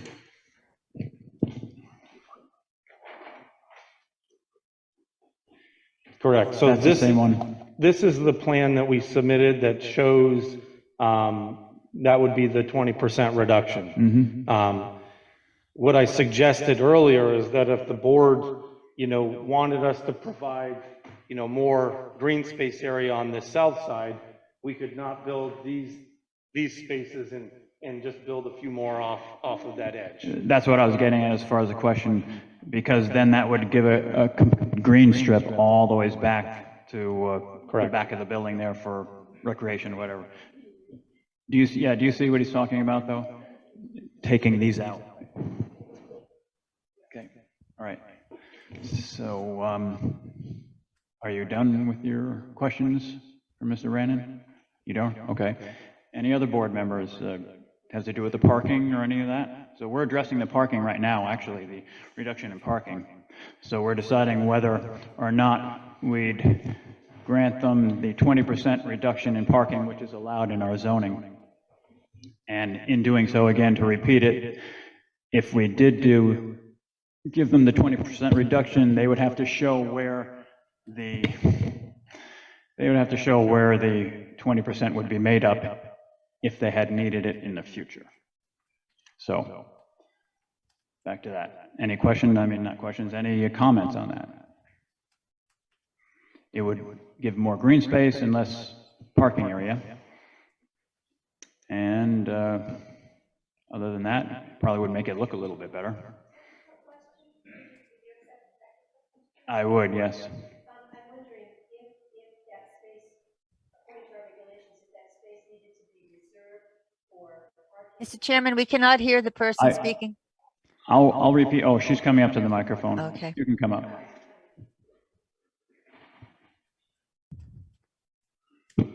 Beverly, it's Victoria. Okay, thank you. So the question is, if those spaces are reserved for parking, would that then make it impossible to landscape them with anything other than just grass? In other words, it would just... No, I What don't would see it look why it like? would. You're talking about whether they could plant trees in there or not, or Yes. whatever else. They could do whatever they want, because if it's needed for parking later on, then yeah, you take it out just like you would if the trees are growing there naturally. Any other questions or comments about the parking? Just come up to the microphone, please. just identify yourself. It's Ann Heffernan from 16 Houghton Point. Who makes that determination? So first of all, they will need services. You keep talking about how this is older people that are going to be living there. They're going to need services. So if they all just have one parking space or 1.8 or 0.8 or whatever the figure is, they're going to need services, Meals on Wheels, therapy, whatever it may be. What if they have family coming? They need to have parking spaces. So I don't know how you're going to make that adjustment. And if then you take away those parking spaces and they don't have enough parking spaces, who makes that determination and how does that change? Because it will dramatically alter the neighborhood when people are parking all over the place where there's no parking. Well, to answer the question on who makes the determination, is the planning board makes the determination as to the reduction in the parking, whether it's granted or not, per the zoning ordinance. And I think, and if it needs to change back, well, you asked that as well. I was just answering the first question. If it needs to change back, it would be the land use and code enforcement officer would be the one to bring it to the planning board again if there wasn't enough parking there to accommodate the services and the other things that you mentioned as far as parking goes. Beverly, it's Jay Ward. Thank you. Just one quick point here. Before you consider the parking reduction, I think you need to really revisit the amount of interior parking landscaping, because the site plan regulation talks about interior landscaping of the parking area, and we haven't really addressed that. We're debating, or we should debate, whether those side pieces that are exterior to the parking area count as part of the 10% of the interior of the parking lot. Because if he has to add more landscaping interior to the parking lot, it makes the whole parking configuration change, and it may not work to have, it's not clear where that parking reduction would happen. Okay. All right. Let's, right now as a board, let's just get that right out of the way. This is the parking plan that we're talking about right here. This is a full parking plan without any reductions at all. And I don't know if everybody can see it, but on the corner areas, and I'll hold this upside down, but actually it's the corners here and here, if you like, yeah. It's the corners there and there is what we're going to decide whether we want to recognize as green space for the parking areas there. As well as, you know, this one, this one, this one, and this one, all combined to, thank you, for the green space parking area. Yes.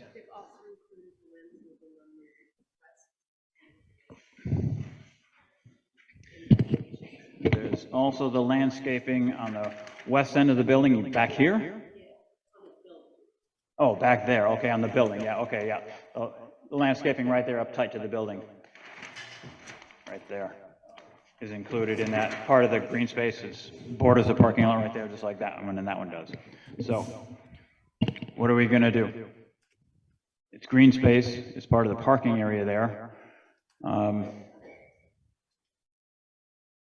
comments? No? I don't see a problem with it. It's green space and it borders the parking areas there. And you've got islands inside there. I don't know why it shouldn't be included. Anybody tell me why it should not be included? Let's approach it that way. Isn't the board? No, you can't. The board is just discussing this, that's all. You can come up later. So what are we going to do? The corners should be included or not included? Or why should they not be included, or why should they be included? I make a motion that we retain what we passed last meeting as far as parking. Which is what? The 118. 118 parking spaces. Right. Okay, we were talking about the green space in there right now to decide. That would be part of you're asking for a reduction, whether we should be. No, we can address the reduction, I suppose, in the same motion, but right now we're just clarifying what we're determining is part of the green space for that parking lot. Are we determining that only those 4 islands there constitute the green space, or are we determining whether the islands and these corner areas that are cut out of the parking lot there and that area there would add to the 10% of green space? And if they shouldn't, why shouldn't they? And if they should, why should they? And I don't know, you guys down there, you know what we're talking about, right? Okay. So, one way or another.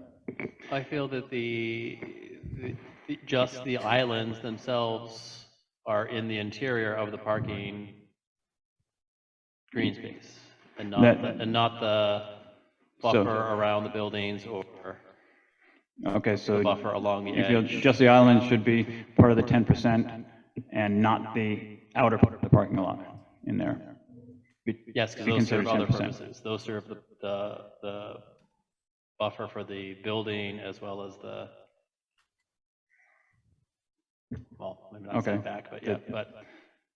You think it should be that, okay? Mr. Chairman, Go ahead. I believe that anything except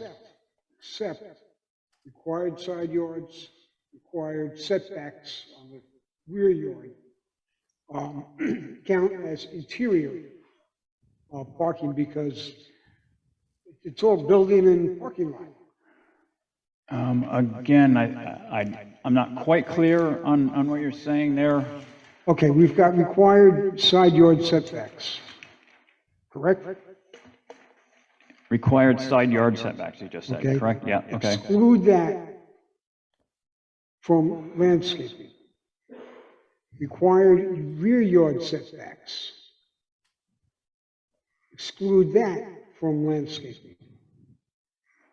And then the big patch in the back there would be, in my mind, green space. Let me just ask you this. Should these two areas be included in the 10% of the parking lot along with those areas there or not? Two areas abutting the property line. This one and this one? Yes, Okay. should, unless part of that is required setback, should not be included. The required setback should be excluded from including. Okay, just a second. Steve, I think you just said kind of what I did. Like just so the ones that are required for other purposes should not be included in that 10%. Yes. Okay. Okay, Brandon, what do you say? Any of these down there, should they be included in the calculation or not? That's all we're deciding right now. Should these areas here be included in the calculation for the green space of the parking lot? No, okay. Steve already went? I'm sorry, I didn't hear that, Mr. Chairman. I'm sorry, he said no, he didn't Okay. think they should be included. Thank you. Okay, and Michael York says no, and I've already said I don't see why not. Let's see, Richard Lane, what do you say? No. No? Jane Johnson? No. No, and you guys are no, both of you. I didn't get to you, did I, Michael? It's a no, okay. So it looks like the consensus of the board is that those two areas are not to be, or three areas actually are not to be included in the 10% green space calculation for the parking lot. Now you may, Sure, so I would make the argument that this board has never made that determination on any project in the past, ever.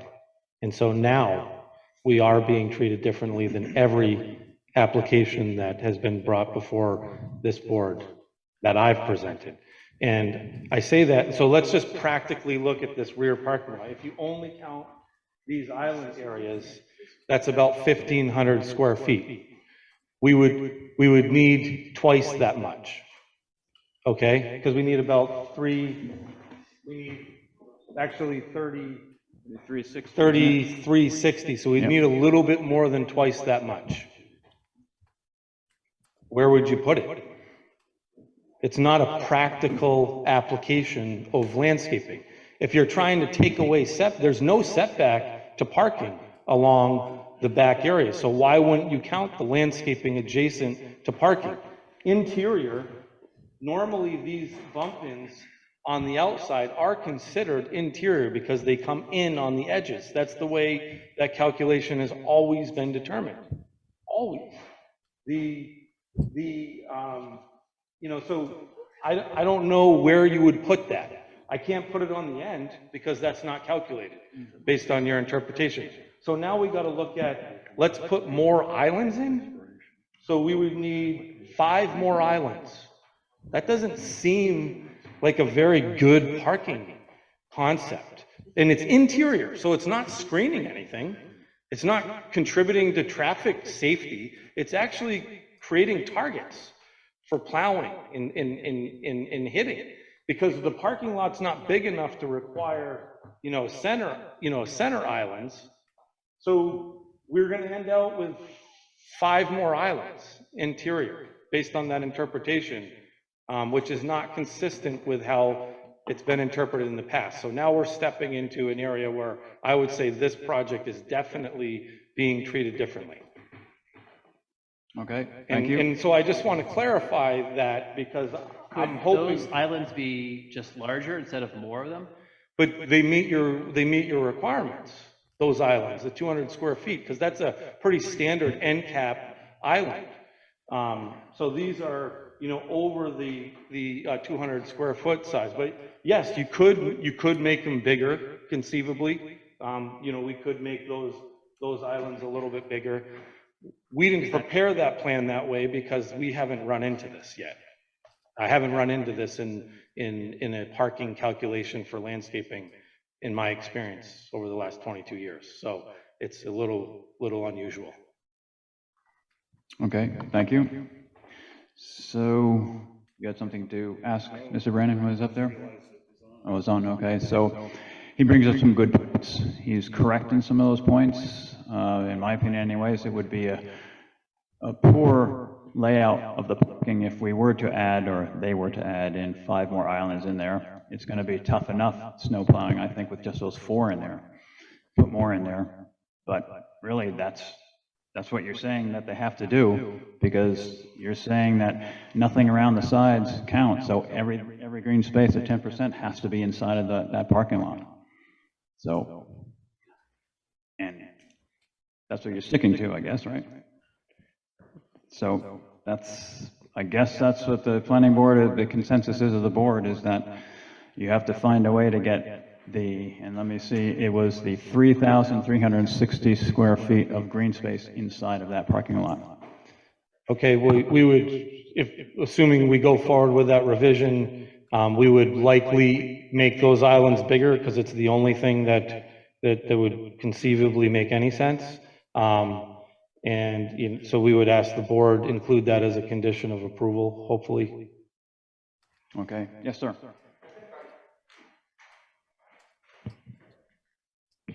Jay Ward again, Beverly. Okay. I think I can help a little bit. The regulations say 10% or more of the interior of the parking area should be landscaped open space. This landscaping is in addition to any required buffer zone landscaping.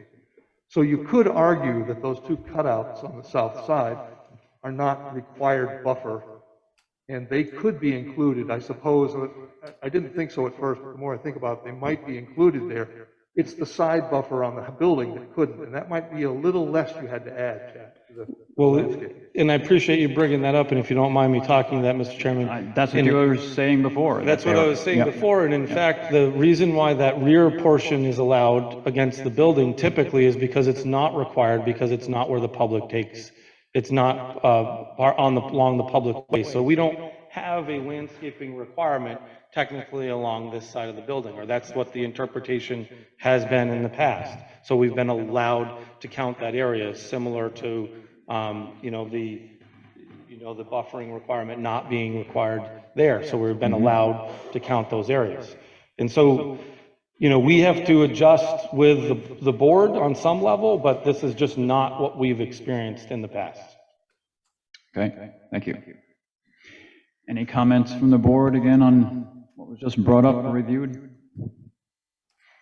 If not, I guess we'll keep on moving along here. Were there any other comments from the public on that parking part of it there, that green space? No, I don't think so. Oh, you, yeah.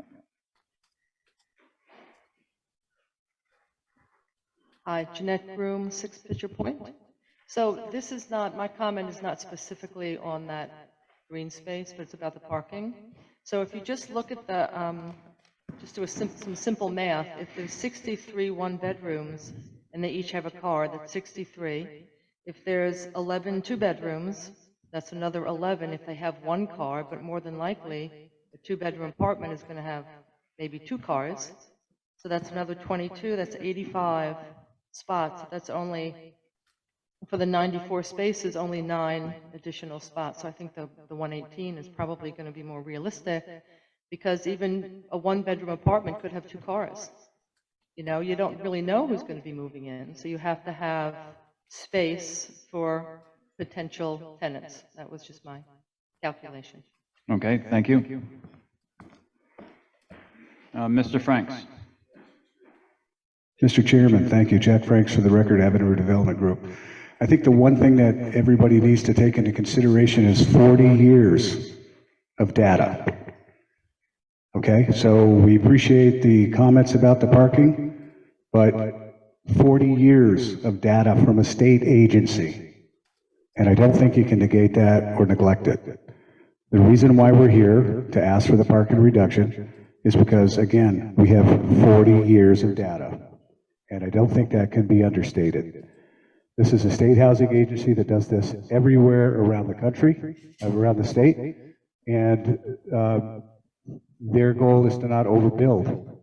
The whole idea here is to present more green space and to have as much area for green space that we can get, and to have the adequate number of parking spaces, and that's why we're here asking for that. It's 0.8 at these senior housing facilities, and again, it's 40 years of data, so we wouldn't be here without that data asking for this parking reduction. So please consider that, board members, when voting on this. Thank you. Thank you. One other thing that I'd like to add is that at our facility in Walpole, and we've had this discussion before, is that we had 2 parking spaces per unit there. We have a huge parking lot that's not used. So of the 43 units that we have there, 2 bedrooms and 1 bedrooms, and almost, I guess, about the same. We've got 14 2 bedrooms, and we have 29 1 bedrooms. We have a total of 39 cars for 43 units. That's 0.9 or so, which is about where we are.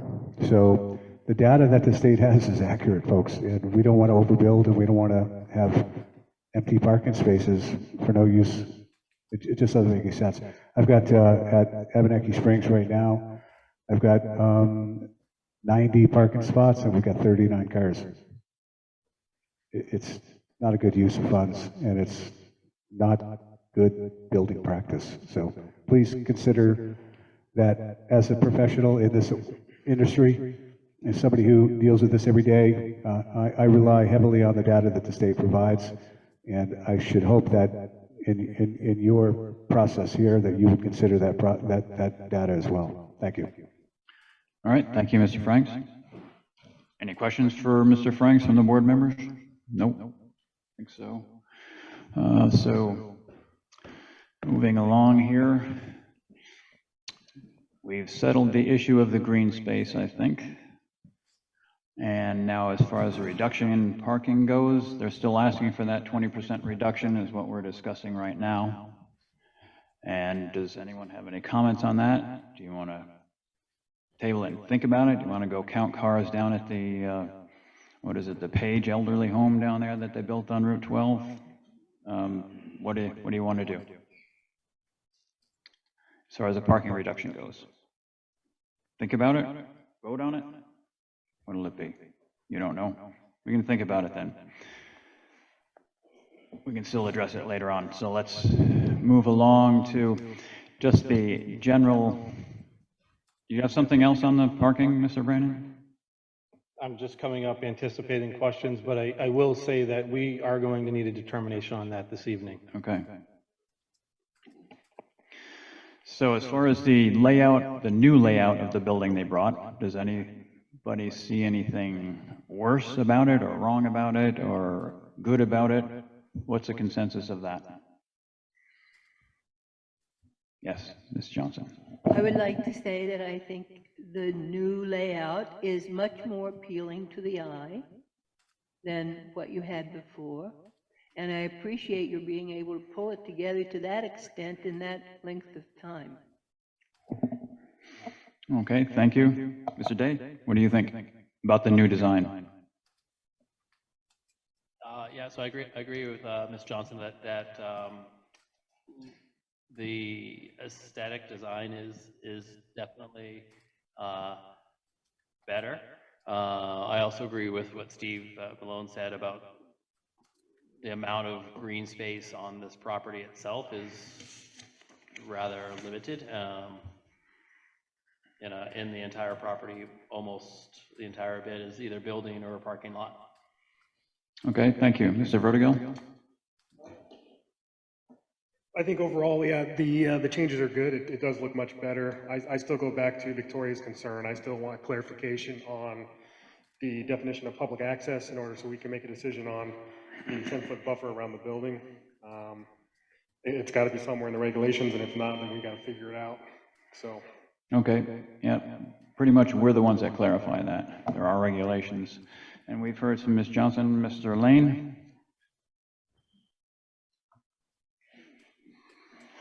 Although the building being presented to us tonight is of drastic change and more aesthetically pleasing from the street, I still have difficulty rationalizing why it has taken over 2 years of this applicant to try and do something that is it would show benefit to the neighborhood and be more pleasing to the neighborhood and in tune with the surrounding buildings and homes. It baffles me that it's taken this long to do that. And again, I'm still not totally satisfied with the complex as it is presented. Okay, thank you. I think part of that 2 years was used up in the appeals to the court for ZBA. But my opinion of it, I think they've worked very hard to accommodate what we asked them to do. And it does look, I agree, it does look much better from the street. Actually, it looks much better from all angles, from where I could see for the renderings there. And I think they're trying to work with us. And you are up next, Mr. York. I agree, and I appreciate them trying to come back and listen to the community as far as the appearance of those buildings. If we could add those trees on the south side by the dinner table, I think that would enhance it also. And Mr. Malone. It is clear that a lot of time was put into improve the plans, but it's easy to improve upon a bad plan to begin with. And Mr. Self. I agree with the rest of you guys. They've worked really hard, taking what the public said into consideration. It definitely does look better than it did, for sure. They're willing to work with us on greenery and trees and stuff like that, so it's a plus. Okay, thank you. So, yeah, I think we're in agreement that the applicant did a great job of, in a short time, I might add, of bringing these plans in. Now, I might add that the land use board hasn't had a long time to go over these, neither the planning board either, but the land use especially hasn't had a long time to go over any details of it. And I know that you didn't have time to do a lot of the details. Drainage plan, I think you mentioned utilities plan has changed a little bit. But anyway, all in all, the board, yeah, I think is in consensus that it's a much better design of the project. So still, we have an unresolved issue, which is the parking. And I think we've all heard from everybody about the parking. We need to hash that out as to, you know, whether we're going to make them put the 10% of green space in that parking area and somehow reconfigure it, or if we're going to, also if we're going to reduce the amount of parking in there to the 20% that they're allowed. So those two issues we need to straighten out. I know we had a consensus, we didn't have a vote on it, but we had a consensus about what green space should be added in there, what shouldn't be included. And if we're all still in that same consensus, then they would have to do their best to see if they could get the 10% within islands in there. In my opinion, again, as you know, it would not help the workings of that parking lot any to increase those island sizes in there. And let's see, what else? The reduction too, we have to talk about that. So consensus in the reduction, do we want to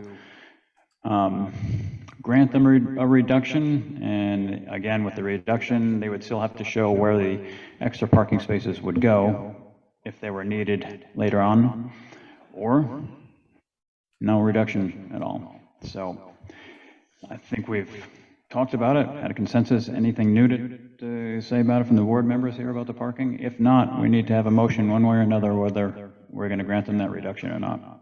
So I'm willing to entertain a motion on yes, grant it, or no, do not grant it. Anybody?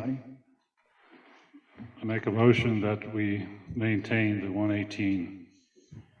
Okay, a motion by Richard Lane to maintain the 118 parking spaces as shown on the drawing here. Is there a second?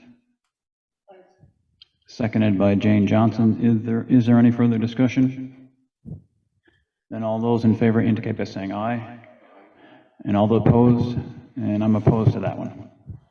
So we've decided that the parking stays the same, and it also looks like, unless someone disagrees, it looks like you're going to have to work on a way to get the, and I think let me just read that again, because your calculation was on the plat here. Mr. Chairman, Mr. Chairman, may I just interrupt because it was a motion? So you have 1 opposed and 4 in favor, is that correct? That is correct. Thank you, sir. You're welcome. And we have to, go ahead. Let's see, 1, 2, 3, 4, 5. No, you're correct. Yeah, 5. It was 5 that was in favor. Thank you. You're welcome. And the 10%, calculated 10% is 3,360 feet. And we're going to ask them to make that up in the interior of that parking lot, correct? Board members? Okay. So. Mr. Chairman, can we get a roll call on that vote, please? I'm sorry.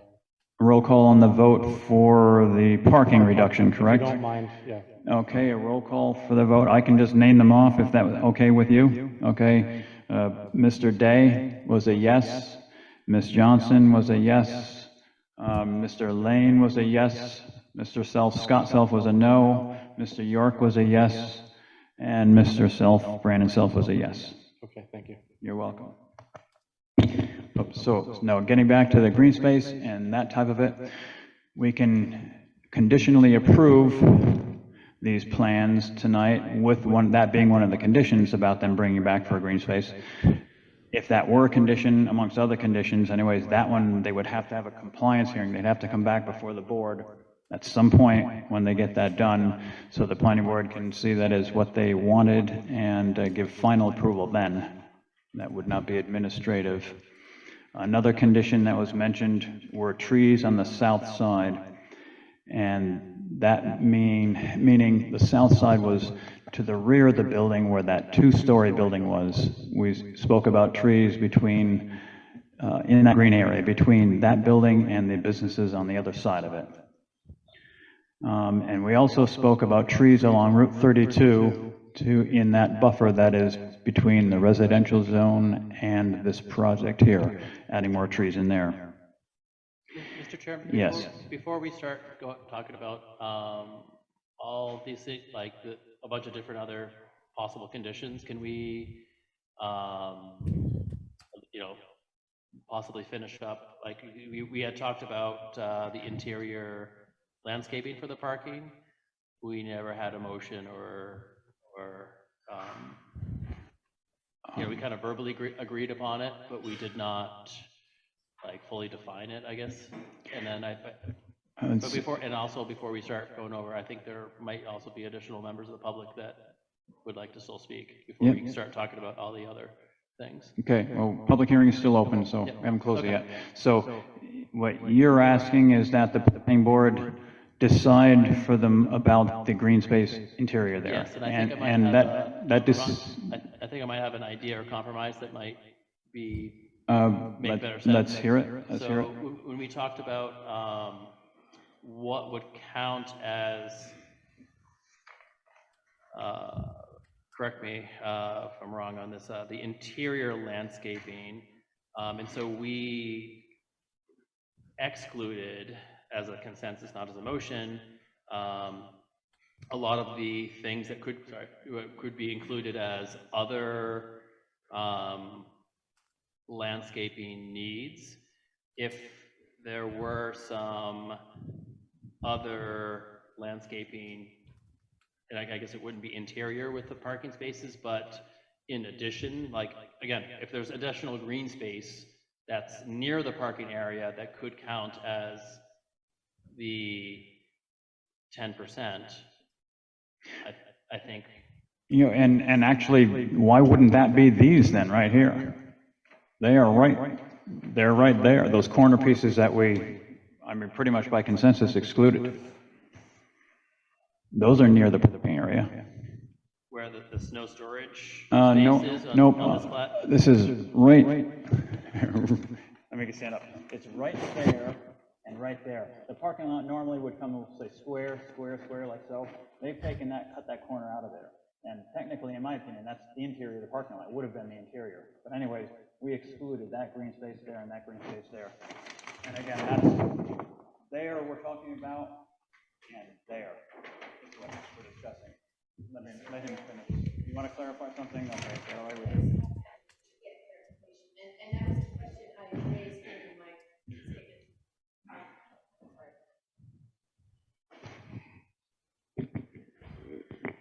Sorry, Beverly, it's Victoria again. It wasn't, I said that I presumed that there were no elements of landscaping shown in some of these areas, including the ones that the chair just talked about, because you probably hadn't had time to fully develop a landscaping plan for those areas. Are we to consider what is on that drawing, the complete landscaping area, landscaping plan for those areas? In other words, not showing many trees or maybe one tree in one of those corners, I can't remember, but they're not fully landscaped out in the same way that I think you conventionally would say as you did along the front of the building. Are you done there is what I'm asking. Right, I know what you're asking. So we did add additional landscaping down here in the areas that we were counting as landscaped. This is not technically an island, so you don't need to meet the 2 trees per area, but if, you know, and obviously, you know, it's kind of a fluid discussion. We have agreed to add some, you know, trees along this southern line to improve, you know, that landscape. The parking calculation for the rear parking lot, and I guess just to kind of go over it again from our standpoint, we counted these islands, you know, the 5 islands, and we counted these areas that we felt nosed into the parking area. One right there. Ultimately, I heard something, sorry. These areas ultimately will help landscape and buffer that parking area because of their placement. There's no specific requirement for these locations, but if the board felt that we needed to add, you know, a little bit more landscaping there, we certainly could entertain that.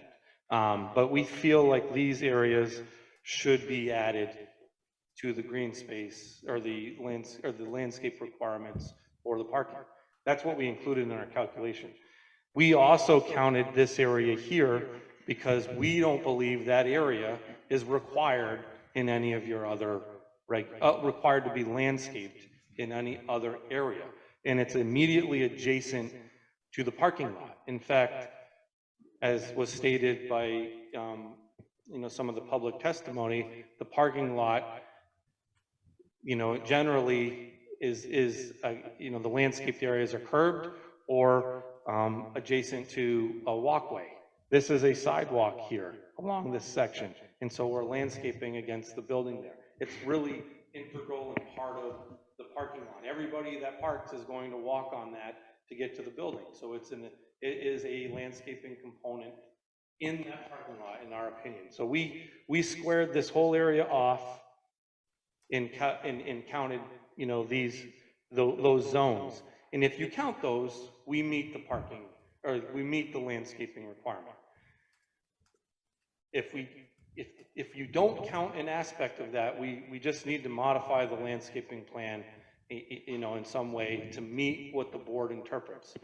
Our job is to prepare a plan that meets your ordinance, and your ordinance is always a function of how you've interpreted it in the past, which is why we meet, with staff, and we do our best to present a plan that meets your regulations. We do our best to present a plan based on history and how it's been enforced in other projects. So those areas have been counted numerous times on other projects because of the same reasons that I just presented. I don't know if that answers the question or not, but I hope I did. And if I didn't, please let me know. I don't think we remember the question. It's been a while ago there. Anyways, getting back to it, Mr. Day, we were still discussing, what Mr. Brandon was just discussing, the inclusion of those two areas there. We've been back and forth on that, back and forth on it, whether it should or shouldn't be added for green space for that parking lot. And were you done with your comment on it? And let's see. That brings us down. We were discussing the landscaping part, and general provisions for, well, and you're still out there, Mr. Brandon, so are you going to introduce new plans for like a new utilities plan and a drainage plan for this site here as well? I'm just getting what might be straight for, if it were a conditional approval tonight, those things would have to be as a condition to see. Like I said, the land use office has not seen, I don't think, detailed drawings of a changed drainage plan or a changed utilities plan coming in there. So the drainage plan, we did modify the chamber system with this, the layout of the chamber system, but everything's the same in that we had an access coming down this north side. We had parking on the north side. That access way got a little bit wider. It was 20 feet before. We went to 22 feet along this section. So the green space actually, enlarged on the south side, but all of the stormwater is still getting collected through the closed drainage system and the curbing that we talked about before and routed to this chamber system. And this, just like, many other projects that we've presented before you, this will require an alteration of terrain permit, so that detailed drainage design will be submitted, to the state for review and approval. But the plan and the design is essentially the same. Now, we submitted just this site plan for review, but we, certainly, just like any other project, we'll have to provide the complete plan set, for final sign-off. And that plan set will ultimately be reviewed and approved by the state shoreline permit, as well as the alteration of terrain, Bureau. From a utility standpoint, it's really pretty simple. We had the sewer connection on the north side. That's the same. The only thing that changes is we had the water coming in on the south side, and the water design's very simple. It's 6.5 feet deep, and now it's going to be on the north side of the site, and it will terminate in the hydrant back here. It terminated in the hydrant on this side. It's the same design. We're just shifting it to the north side, meaning same size line, same connection to the building, terminating in a hydrant is the same. And so, that would be, a plan that we do have to finalize, but and we're happy to do that as a condition as well. Okay, your chambered drainage system there, is that going to be affected? You're going to have to change that again if you enlarge those islands in there. We will not have to change it because basically what we're doing, if we have to enlarge those islands, the islands can exist above the chamber system, and the islands, if we just make them twice the size, then we probably will be really close to that number. So they might have to get a little bit bigger than that. The chamber system can exist below, those islands and below the curbing and so on. So that's not going to present an issue. So roots aren't a problem. Roots aren't a problem for those systems. Not typically. We will do, root barriers on occasion. And certainly if the island is twice as big, it doesn't mean that we have to add, a great deal of landscaping because the requirements are still the same number of trees per area or per island. So it's, the landscaping is actually probably the same. It's just a larger island. So we probably reposition them and maybe add a few shrubs in there as well. Okay, thank you. All right, now getting back to the plan here. Are there any other questions about that, what we were just discussing there, about the drainage part of it? It looks like, they didn't have time to do the detailed drawings of the drainage system there or the utilities, but again, that would have to be submitted to the land use board, and that could be a condition of approval as well as these other things we discussed. So moving on along, other than the parking, I think we resolved that. Other than the landscaping part of it, it looks like that's been resolved. Other than the roof line, it looks like they came in with a good plan, and that's been resolved. We have addition of trees in the front, addition of trees on the south side. Anything else anybody can think of? Because if not, I think we've pretty much looked this. Yes, Mr. Lane. Just in reference to your roof line, I believe I heard you say that the reason you went to a two-story in the back was FAA, okay?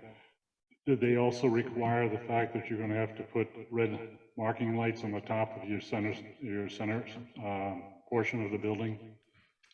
We should not have to do that because the center portion of the building is still below the glide slope. So we've positioned that so that we still adhere to the FAA standards. The only time you normally have to do beacons or is if you're actually penetrating the glide slope, and so normally we try to avoid that. Any other questions on that airport? No, none from the board?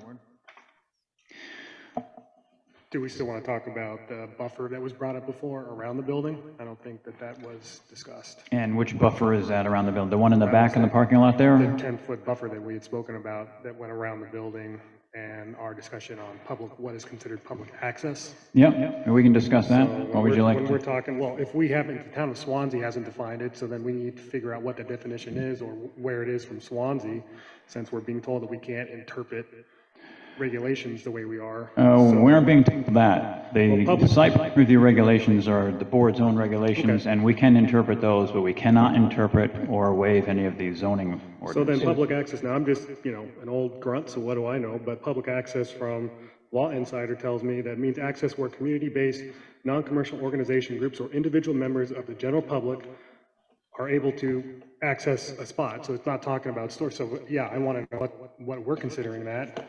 And what are we going to do about the buffer? Okay, show me where the general public is going to enter there, and then we'll discuss what the buffer should be right there. Can I just add one thing, Mr. Chairman? You can. Just for clarification in context. Again, that section starts with landscaping between adjacent buildings, and we don't have an adjacent building on the west side. So the item number 3 starts with landscaping between adjacent buildings. So there's no building there. So I think that one could say that, it may be a point where you don't have to debate the public access topic at this point, but there's no adjacent building to the west. And so there's no need for that criteria to be met. I see your point, yep, okay. And would you like to carry on with that? No? I don't know if I need to further carry on with it, if that's up for discussion with the board. Yeah, the board that's what we're here for, discuss it. Mr. Chairman, was that Mr. Day speaking just now? Yes, I'm sorry, I should have Thank you. recognized that. Oh, no, sorry, no, it wasn't, no. Mr. Vertigo. It was Mr. Vertigal. Thank you. Vertigo. Vertigal, yes. Vertigo, I got it. Okay, moving along. What else are we missing here as far as discussing? Yes, sir. Again, it's Jay Ward. Chad, you answered my questions very well about the drainage plan before. I was really pleased with the thoroughness of the drainage plan. I'm concerned about the southeast corner that now is vegetated. You know, in the plan before, there was parking area, then the water was going to funnel down into that corner into a catch basin that was a state-owned catch basin up near Route 32. Right there. Are you assuming that all the water that comes into the front of the building is going to be absorbed by the vegetation and go into that still? Or is there, in other words, it seems to me there has to be some modification of your drainage plan to explain that. Yeah, so just to explain this area here. Yeah. So this area here will still be shaped so that any of the drainage will tie into the closed drainage system and be routed to the back of the site. It'll be sloped to that. Absolutely. But we have to do that to meet local and state standards because we can have no increase in runoff off the site. So my point was that the southeast corner in your plan before was routed to the front, not the back. And I just wanted to be sure that was still the plan. So that corner right there. Corner here, no, this is actually going to be captured and routed to the back. Oh, it is now. Yeah, because we don't have to drain to the catch basin out front, because we don't have a pavement surface. Tying into that area. That's right. That would be a change in your drainage plan that I didn't hear before. So that's what I'm asking. I mean, the majority of the drainage. So we had a very, very small area. Yeah. And if you remember me talking about it, like very small area of that front entrance that went to this catch basin here, because we're so close to it, it has to, right? It's the low point. Yeah. The rest of the site drained back along the curb line to the area in the back. This whole side here will be reshaped and landscaped, you know, as agreed with the board, and that will come back here into this. Understood. Into that chamber And system. if you just remember, my concern is that right there on the other side of 32 at Houghton Point, there's a big puddle every time it rains. And I just worried about the drainage there in particular, but you've answered my question. Thank you. Yep. Good question.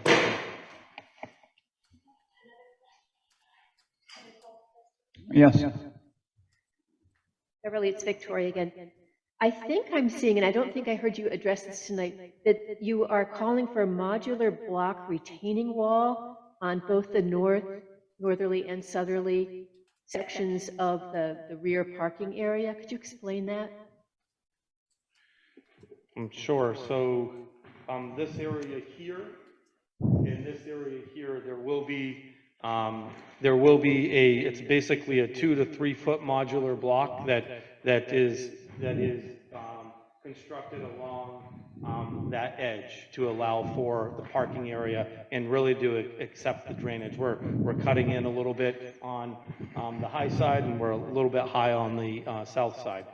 We were looking at you know, modifying that area potentially, but we were hoping to do that as part of the parking reduction. So that is required, and we've done that on a number of projects. It's pretty standard use of material in that location. Thank you. Any other questions from the board on those two retaining walls? Pretty much straightforward out in the plans there.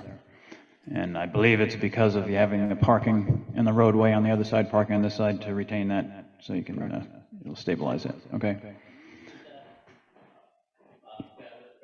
Day. Is that going to be what is the height of that wall, just approximately, or?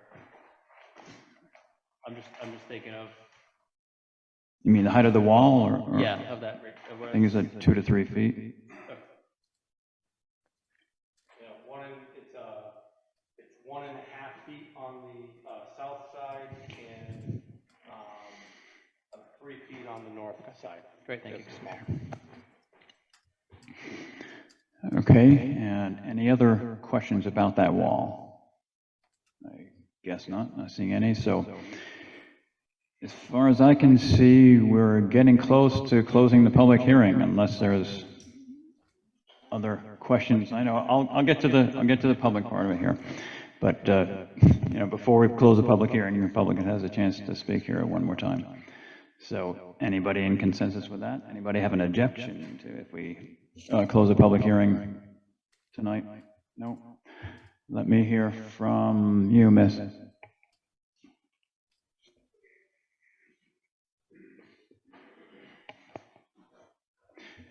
Hi, Jeanette Groom, 6 Pitcher Point. So I just had a comment, or question rather, on the design of the new buildings, and I certainly want to compliment the developer on softening the architecture. That was really very helpful, and also lowering the 3-story and 2-story. The 4-story in the middle is still quite obstructive, and not really, in my opinion, harmonious to the neighborhood. And I think just looking at the picture, I didn't understand why the middle large, high building was different colors. I know it's a flat roof, but why is it different colors? It makes it stand out even more. So I was wondering about the design of that. And I know that from my own background in design, that when you use white, it makes it stand out even more. So I was wondering if it just seems like your own development is not harmonious to itself, to me. So it seems like the whole complex should blend in with itself and not have that highest building stand out with different colors. So that was my main question. Sure. So the goal of this design was to actually give it different perspective and make it look like potentially 3 buildings kind of blending together. And, you know, I'm assuming if the board wants the colors to be the same, we would be happy to carry the same colors throughout the site. But it was intended to offer you know, different dimensions and you know, different architectural features. So that's a design that we wanted to carry forward. I mean, we often work on projects where, you know, each building has a little different component and it offers a little dynamic, you know, throughout a project.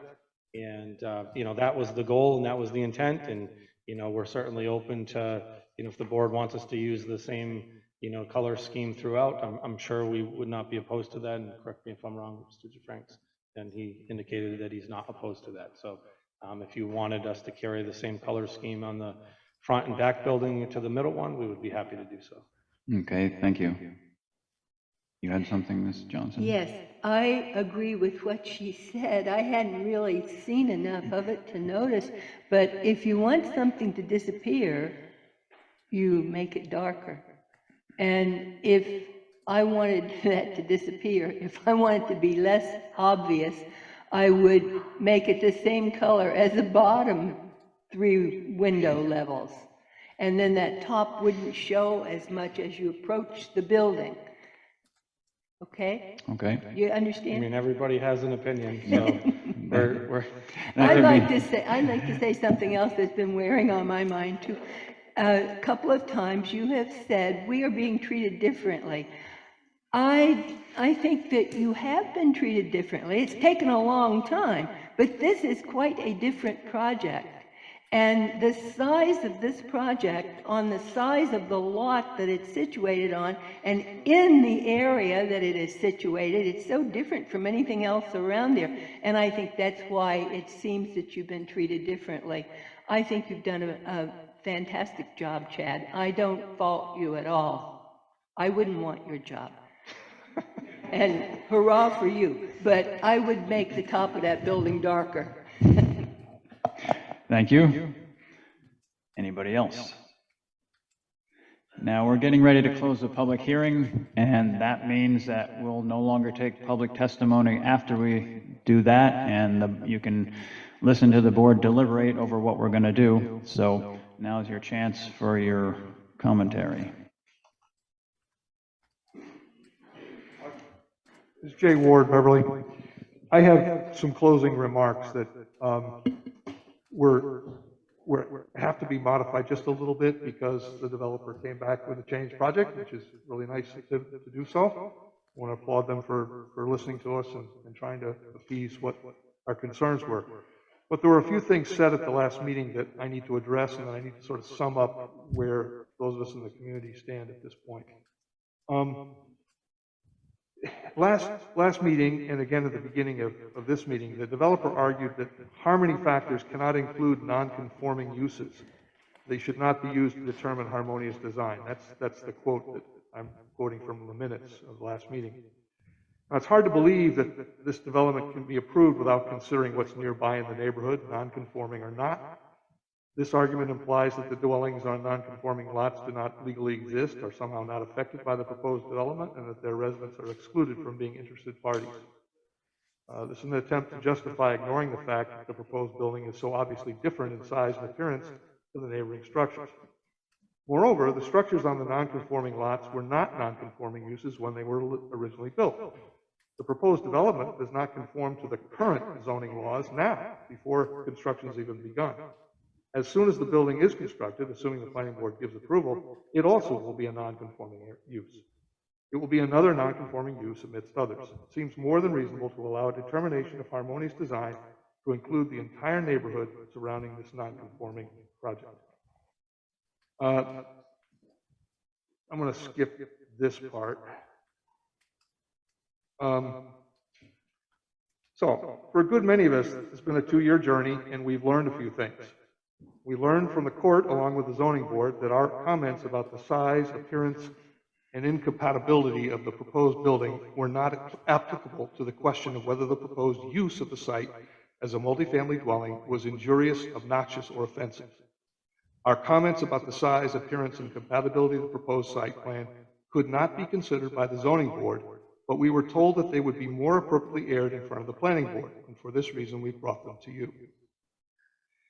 Please note, the zoning board could not and did not consider the harmony and compatibility of the project compared to existing site and neighborhood, which is from your regulations. The zoning board only approved the use of the site for a 76-unit multifamily dwelling for residents 62 and older. The planning board decides how an approved use may be implemented by the developer. The fact that the use has been approved by the zoning board does not mean that any proposed architectural and landscaping plan is acceptable. Just because a site plan satisfies the zoning regulations does not mean that the site plan should be approved. It must also meet the site plan review regulations. We think after all the testimony and presentation you've heard, the question before you boils down to the harmony and compatibility of the project compared to existing site and neighborhood standard. It's in your regulations. It seems as though the standard was specifically added to the site plan review regulations for just such a case as this one, where the zoning regulations have been met, but the harmony standard hasn't. When Mr. Bannon asked under what regulation you were asking them to provide plans including a pitched or mansard roof, it was this standard which applied. We also learned from the experience with the zoning board that each site should be considered as a unique site, and that comparisons with other sites could be problematic. The court pointed out to the zoning board that they could not compare the proposed use to other special exceptions for multifamily housing that had already been approved. Similarly, the planning board should not compare these plans to projects built in other neighborhoods. This project is being built at 115 Old Homestead Highway, not in the woods near the Nanotech building or on Route 10 or Route 12. The question is whether this plan, as proposed, fits into the 115 Old Homestead Highway neighborhood. Okay, that I don't need to say. And I just want to say in closing, we want to say that we are proud of our neighborhood, we're proud of our town, and we're proud of all of you who've patiently listened to us, even though some of our comments have been repetitive and not helpful. We feel we've been heard, and we thank you very much for your time and your consideration. Thank you for your participation. Yep, we have another member of the public. How you doing? Bob Dropa. I'm 31 Water's Edge. I'm talking about water quality. I don't know if you with all due respect to the state's approvals or whatever, we're an independent organization. It is run by the state. You familiar with the VLAP program? Voluntary Lake Assessment No. Program. Oh, I know. I remember the name. Yeah. You can hold the mic. You don't have to bend down like that. You can just hold it up. You can hold the mic up. I've been sitting all day. All right. By the way, you guys need tans. Just want to say that. Anyway, we've been doing the water testing here for a few years. You realize what's been happening in the last few years. We did the lower dam a few years back, and that required us to lower the water for an entire season. It wreaked havoc with the vegetation management. We've got burrweed, tapeworm, bassweed, we've got topweed, and now we have cattails. Our job is to measure the water quality, get it evaluated by the state, and come up with solutions. We're going to institute a Lake Smart program this year to try to evaluate runoff from properties both on the lake and adjacent to the lake. I want you to be aware of that. And now we're going to work on the upper dam, which is going to further accentuate the problem. I can't say in any way that your project is going to affect that. It looks like you have a great drainage system. I can't say that. I can say this, that if you don't build it, it won't have an effect. I think you need to consider that when you look at unique problems in your code. Because Mr. Chairman, I cannot hear this gentleman. Oh, sorry. Would you bring the microphone closer, please? First of all, I'm not a gentleman. But anyway, seriously, I think you need to put that into the equation of unique problems, because that's a great body of water. We've been fighting it for a few years and working with Sarah Steiner and Lisa Marks at the state, trying to come up with a program to get rid of some of this stuff that has been growing sort of out of control. Again, I think you have a great plan. I love the building. But I have to say it because it's my job to talk about this, and I think it's important for you guys to consider that. Thanks for your time. Yeah, thank you. That's all I got. And Mr. Brannon, you had a comment. Yeah, I just wanted to address some things from the prior speaker, and then just on this one for water quality. Certainly the alteration of terrain permit addresses water quality through the 401 Clean Water Act. I think the program that gentleman is talking about is a great program. The watershed for this project will not be flowing to Wilson Pond, so we're not going to have a negative impact at all in that area. In fact, we won't have a negative impact because we will be capturing and infiltrating all of our water, on site. So I just wanted to touch on that. But on the prior speaker, I do want to just address a couple things. This use is conforming that we're proposing. We are not a non-conforming use. It was an approved use by special exception. Any use that is allowed by special exception is a permitted use by right if you meet certain criteria. I think he was referring to density. I think that's what he was talking about. Oh, okay. I don't mean to interrupt technically you. we meet that too because we're grandfathered and under the. But I mean, I think that's what he was talking about. Okay. But we're not a grandfathered property. We followed the regulations that existed in 2000, in 20. And so the reality is that the adjacent zone is called out clearly as a transitional zone. Clearly, the town regulations have defined this property, our property, as a property that is allowed to have increased density. We're on a highway corridor, and I touched on a lot of this, but you have to say it in addressing some of those comments. And in, you know, I'm not sure I want to focus on the court necessarily, but I do have to, since it was brought up, I do have to make a couple statements as it relates to that. The zoning criteria, the special exception criteria, clearly has been tested and upheld, you know, through an appeal process.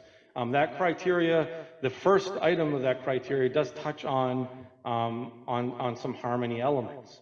The court did use other properties specifically in the assessment. So I mean, we need to make sure that information on the record is correct.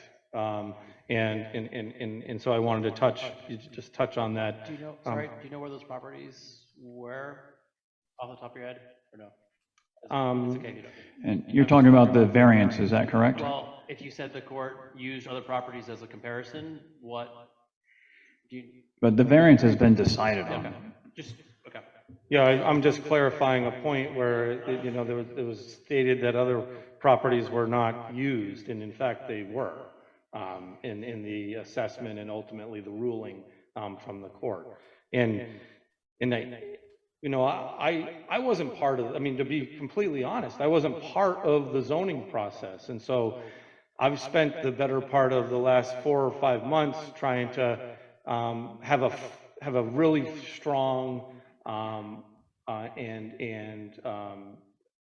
reasonable approach to a planning process. And so nobody, you know, was looking for, I think, a 2-year process. And this is the venue for presenting and talking about aesthetics. So any comments relative to, you know, it's nice to see, you know, some improvements to the project now. Well, this is where it happens, you know, when it comes to designing a building and doing that. That's what the planning board, you know, generally reviews and approves, hopefully. So I'm happy to be here and to be part of this project. I think there is a need, a clear need for this type of a use. You know, on my personal side, I mean, my wife is very involved in the community, and there is a housing need. And so there's been a lot of statements said about, you know, people maybe this not being desirable. I don't agree with that. I think that this is going to provide a very good home to a lot of people. Thank you. All right, thank you. Now, before I close the public hearing, I have another speaker up here. Rachel Elkins, 3 Pitcher Point. I think the new design is much better, but I can't help but say that the board should address the fact that if they can reduce this design, then they could just make the whole thing 3 stories, apparently, and still achieve the number of units that they have. And it would be much better and much more harmonious with our neighborhood. Okay, thank you.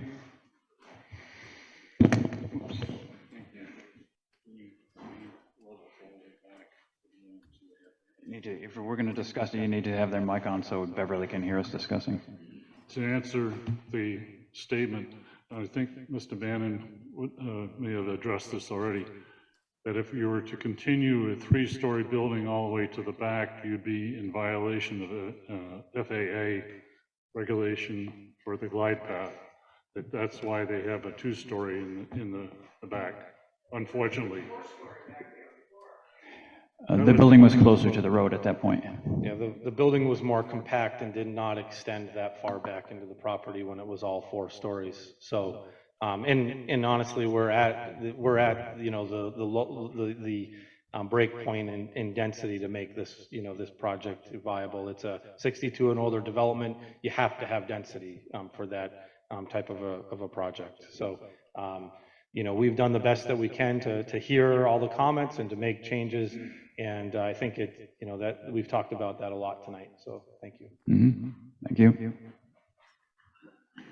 One more, yes, sir.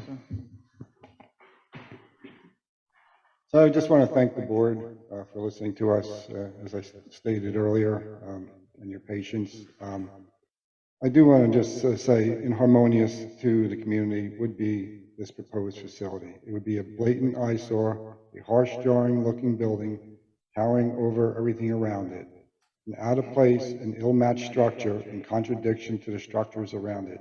It's simply not a suitable location. I would hope the board recognizes that to be the case. See how much I'm sparing you from reading? An incorrect decision would be a stain on our community for generations to come. It would be a horrific precedent that the town would have to deal with. Keep that in mind. Thank you. Okay, thank you. Okay, I think we're ready to close the public hearing. Any board members disagree? If not, then I'm going to close the public hearing, and that means we've taken all testimony from the public and from the applicant, and the board is going to deliberate what we've learned and what we see. So we can go over a list of conditions for approval. We can deny it. I don't see that we should. They've worked pretty hard to bring something in that would be more pleasing to us and a little bit more harmonious to the neighborhood, I would say. So let me just read a list of conditions if we were to approve the board tonight. And again, these conditions, most of them, they would have to come back in front of our board for a compliance hearing once they've met those conditions for a final approval.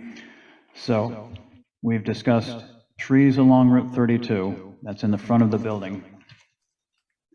And another condition would be trees on the south side, and that was in the rear of the building, that rear two-story building between that and the, I guess it's the business, it's the restaurant on the other side. They would have to bring in a new landscape plan because the landscape is going to change if they're going to change that parking area there. New drainage plan, they've gone over it, but they do need to bring those plans into the land use office so code enforcement can see exactly what's going on with that. And the planning board has to approve a final drainage plan anyway, so under a condition. New utilities plan or utilities on one of those plans at least. And let's see. The FAA permit, they need an FAA permit. They need a NHDES sewer connection permit, NHDES shoreland permit, and NHDES alteration of terrain permit, which we discussed a little bit. Town of Swanzey sewer permit, they would need that. Access permit from the Swanzey Public Works Director, which is, access. Town of Swanzey building permit, of course. Approval from the airport manager, I don't know if that's really a permit, but, probably a new DOT or amended DOT driveway permit because I've changed the entrance there. And let's see, I think those were all of the conditions or proposed conditions that we have discussed tonight. So one other thing that's not a condition, but we need to touch on, and that would be building color we were talking about. Ms. Johnson suggested that gray color in the center just be carried all the ways up to the top floor of that building as well. Any comments from the board on that? I think she was talking about the all three of the buildings being the same. And she was talking about the center, the 4-story building on the center of it, the 3-story.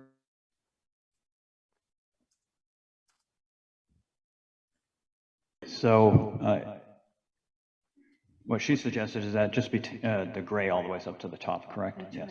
Okay. And I think that's probably a good idea. It looks okay that way, but yeah, I think it'd look fine the other way.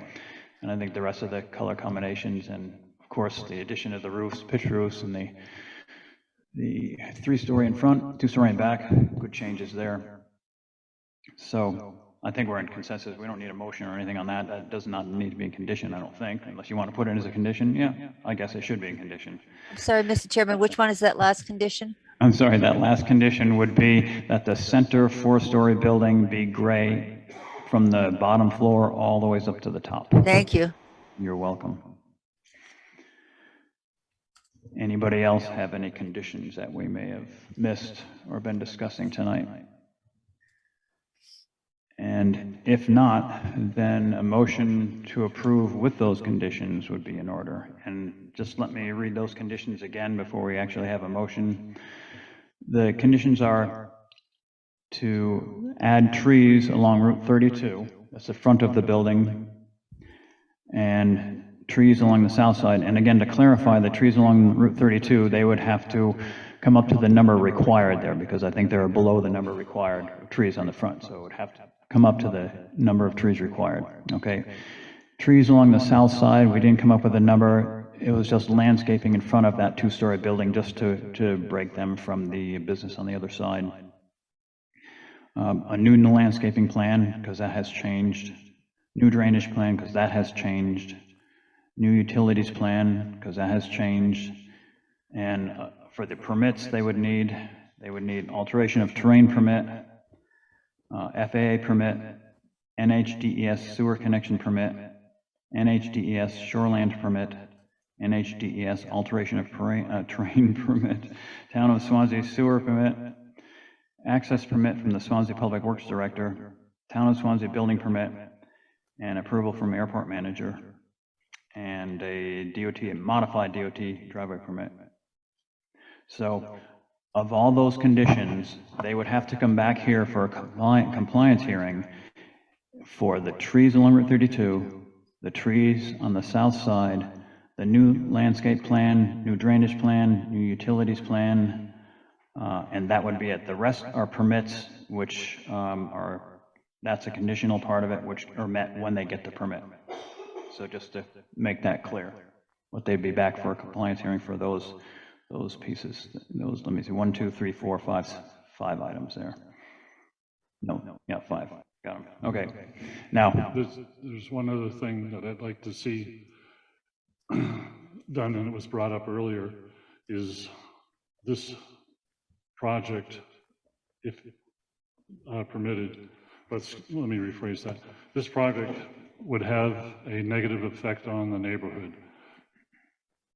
Is that something that we can, as a board, and I think we have the right to do it, ask for an outside designee to do an evaluation now that we have the roof line and a change in building, if it would be detrimental to the property values of the neighborhood? And if so, we have the responsibility to deny the project. And no, the planning board, I can't let you speak. Out in the public hearing. You have a point of order? Go ahead. That wasn't brought up or talked about at all this evening in the public hearing. It was talked about, it's a continued public hearing. It was spoken about on the last hearing, I believe, or last section of the hearing there. It wasn't spoken about tonight, but it was on the previous night.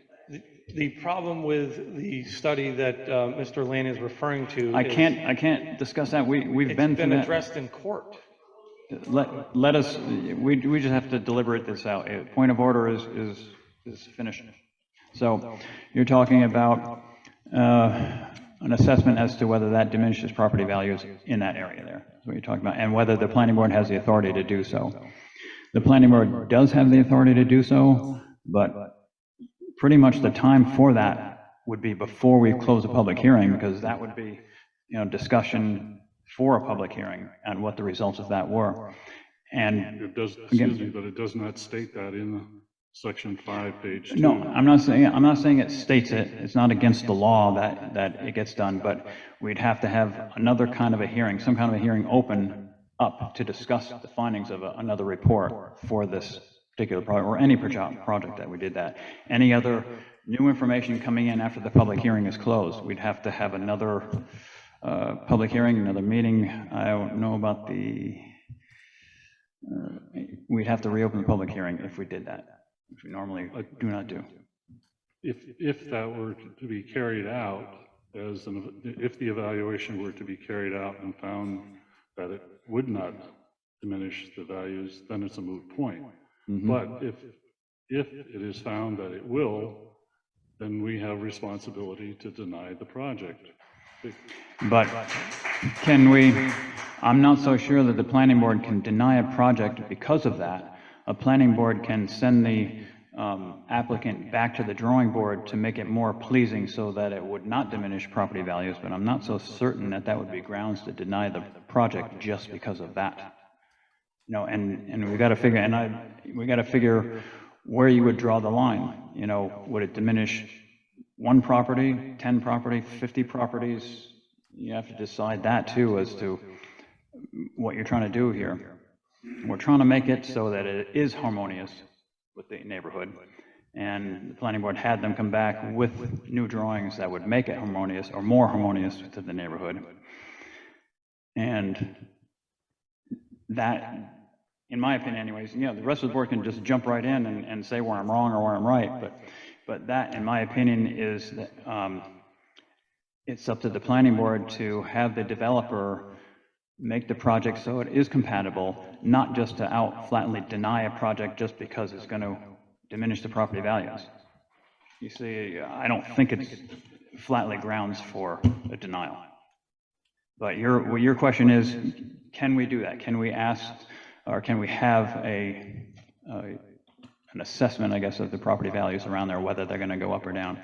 And the planning board can, and I'll repeat what I said before, the time for that generally is when the public hearing is open so that we can discuss it openly with the applicant and with the public when those findings come back. So it's up to the board what the board wants to do. I believe in the last meeting, when I broached that subject, you said that we could not do anything or did not want to do anything until we saw what the new... I did. I asked if it was premature to do that because they hadn't come back with a better plan. And that is correct.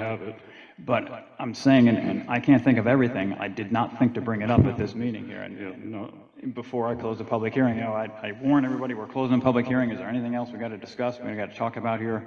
And that was the time, in my opinion, to bring it up.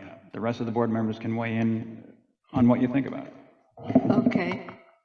If then they come back with these conditions met, can we then ask for an assessment?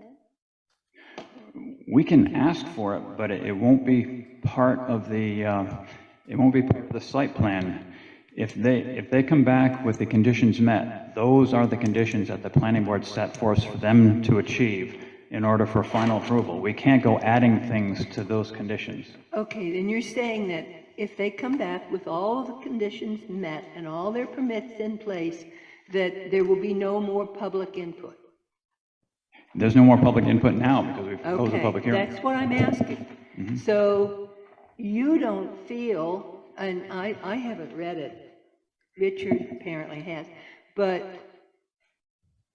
you are saying, I think, that we cannot ask for our own assessment of this project and its effect on property values in the area unless, well, we just can't now. We're too late to do that. That's what you're saying. I'm saying we can, but I'm saying that it should have been done prior to this point in the meeting. Well, maybe some people would say when the building is there and they look at it, it should have been done.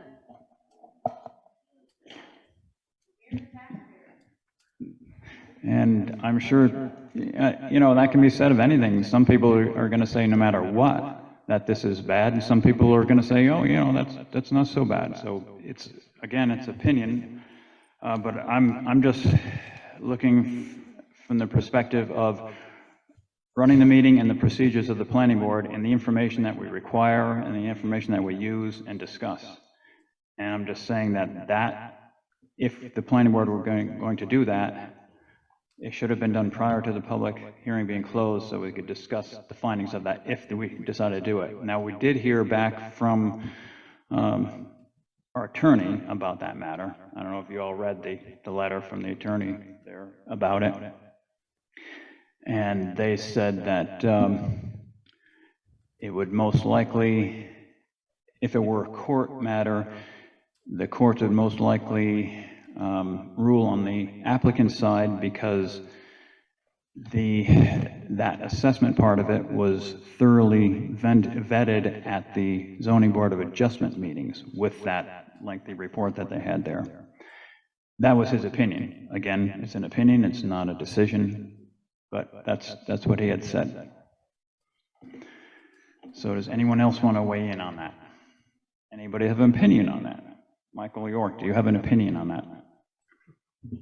Yeah, I think at this point you were correct. It had to be brought up during the public hearing, so all sides could be heard about it.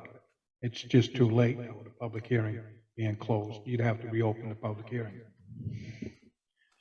Brandon Self, you down there, you agree with that? Okay, and I'm gonna, Richard Lane, what is your opinion on that? You know, I mean, just on, I'm not saying that it's a bad thing, but just what's your opinion on that point? I just think that as the planning board represents the town, that we should take every effort or make every effort to ascertain whether or not this is a good project for the neighborhood or not. And in doing so, it would involve getting a more updated evaluation of what this particular project now, the way it looks, if it would have a detrimental effect on property values. I know I wouldn't be too wild about it if I were living across the street, but that's my own opinion. And it technically is, you know, an opinion. It's not a factual situation. But I just think that we should really explore every avenue before we close or make a final decision on this. You know, and again, if it comes back that it doesn't or isn't going to affect the neighborhood, that's fine. We've done our due diligence in trying to explore every option or every aspect of this project and how it would affect the neighborhood. And that's just my opinion, as I say. Okay, and Jane Johnson, do you think that, or the question is as to getting an evaluation of the area there as far as property values go and not having it entered into the public hearing? Basically, that's what we're talking about. What we're talking about is that is it too late to have the evaluation done? Well, I don't think it's too late, but I thought you told me it was too late. I said, in my opinion, yeah, it should have been done before the public hearing was closed, something like that. And it can, now you could put it as a condition, I suppose, that it come out in the affirmative, but then again, the applicant could get another assessor to say, well, yes, this one says that it won't do it. And, you know, I think the point that is bothering me is that there are those planning board responsibilities that or authorities that we don't always explore. And it might be good if we did. If we had an assessment, it might go one way or the other. But I think it would be good to have our own assessment. As the same as I feel sometimes some of the things we do, I think we need our own engineering opinion, or not just necessarily our opinion, because we are not professionals. And we do that. We've done that on multiple occasions, but we do it during the hearing process. We don't do it afterwards. I get you, Scott. I know what you're saying. But I'm just saying that if we did have an assessment and we didn't have a public hearing, we might still know something we didn't know before. That's all. That's correct. But, Mr. Day. So, yeah, I don't think it's ever too late to do due diligence. So if we have to open up the meeting again and do due diligence, I think that's valuable to everyone here, and that's probably online, that is concerned about this. I would like to see a nice harmonious design that fits the character of Swanzey and the character of Old Homestead Highway. And if that could be done, I think that'd be great. Okay, thank you. And just to note, I passed Mr. Vertigel and I passed Mr. Malone because they are alternates and they aren't seated for anyone, so they aren't part of the deliberations of the board. That's why I didn't ask you guys for You're weighing it, yeah, okay, thank you. So we could table our discussions until next meeting and not have a decision tonight, and ask for legal counsel as to whether it's appropriate to do that, to have another bit of information after the public hearing is closed. What do the board members think about that? Not much. I would make a motion that we table them to be on the safe side. Okay, there's a motion by Richard Lane that we table the discussion until our next meeting, which is January 12th. January 12th, 2023. Is there a second? I'll second that. Seconded by Mr. Day. Is there any further discussion? Then all those in favor indicate by saying aye. Aye. All those opposed? So it looks like that's what we're going to do. We're going to table it and get an opinion from the town's legal counsel as to whether it's appropriate or not to do that at this point of the meeting.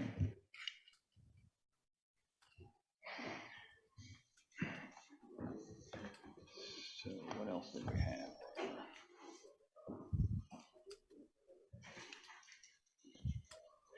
Oh, wait a minute. It's your motion. Now, Michael York's motion was that if there was anything on the agenda after when? 9 o'clock? And we're a little bit past 9 now, right? So let me just, what do we have on there? I think I've got the right one. Oh, and this is to go over our, Just to say whether or not you agree. I'm proposing taking away the Thanksgiving meeting. okay, we do have one thing that Sarah would like us to discuss, and that's our schedule for meetings in 2023. And we've got checked off for November 23rd and November 2nd. Oh, that's an applicant deadlines, okay. Meeting days, November 23rd, and that's the Thanksgiving Day one. And it's just to have the board have consensus that we do not have that meeting. You want to? I make a motion that we do not have that meeting. Okay. A motion. Okay, Well, we got consensus. All right. we got a motion by Michael Day that we do not have that meeting of November 23rd, 2023. That was seconded by Brandon Self. Is there any further discussion? All those in favor indicate by saying aye. Aye. All those opposed? Okay, and the rest of the agenda items we're going to table, and just let me look to there. We had the rules of procedure, that we were going to table that, site plan review regulations, and we're going to table that. Okay, so a motion to adjourn is in order. Motion by Brandon Self to adjourn, seconded by Jane Johnson. Is there any further discussion? All those in favor indicate by saying aye. Aye. All those opposed? And we are adjourned.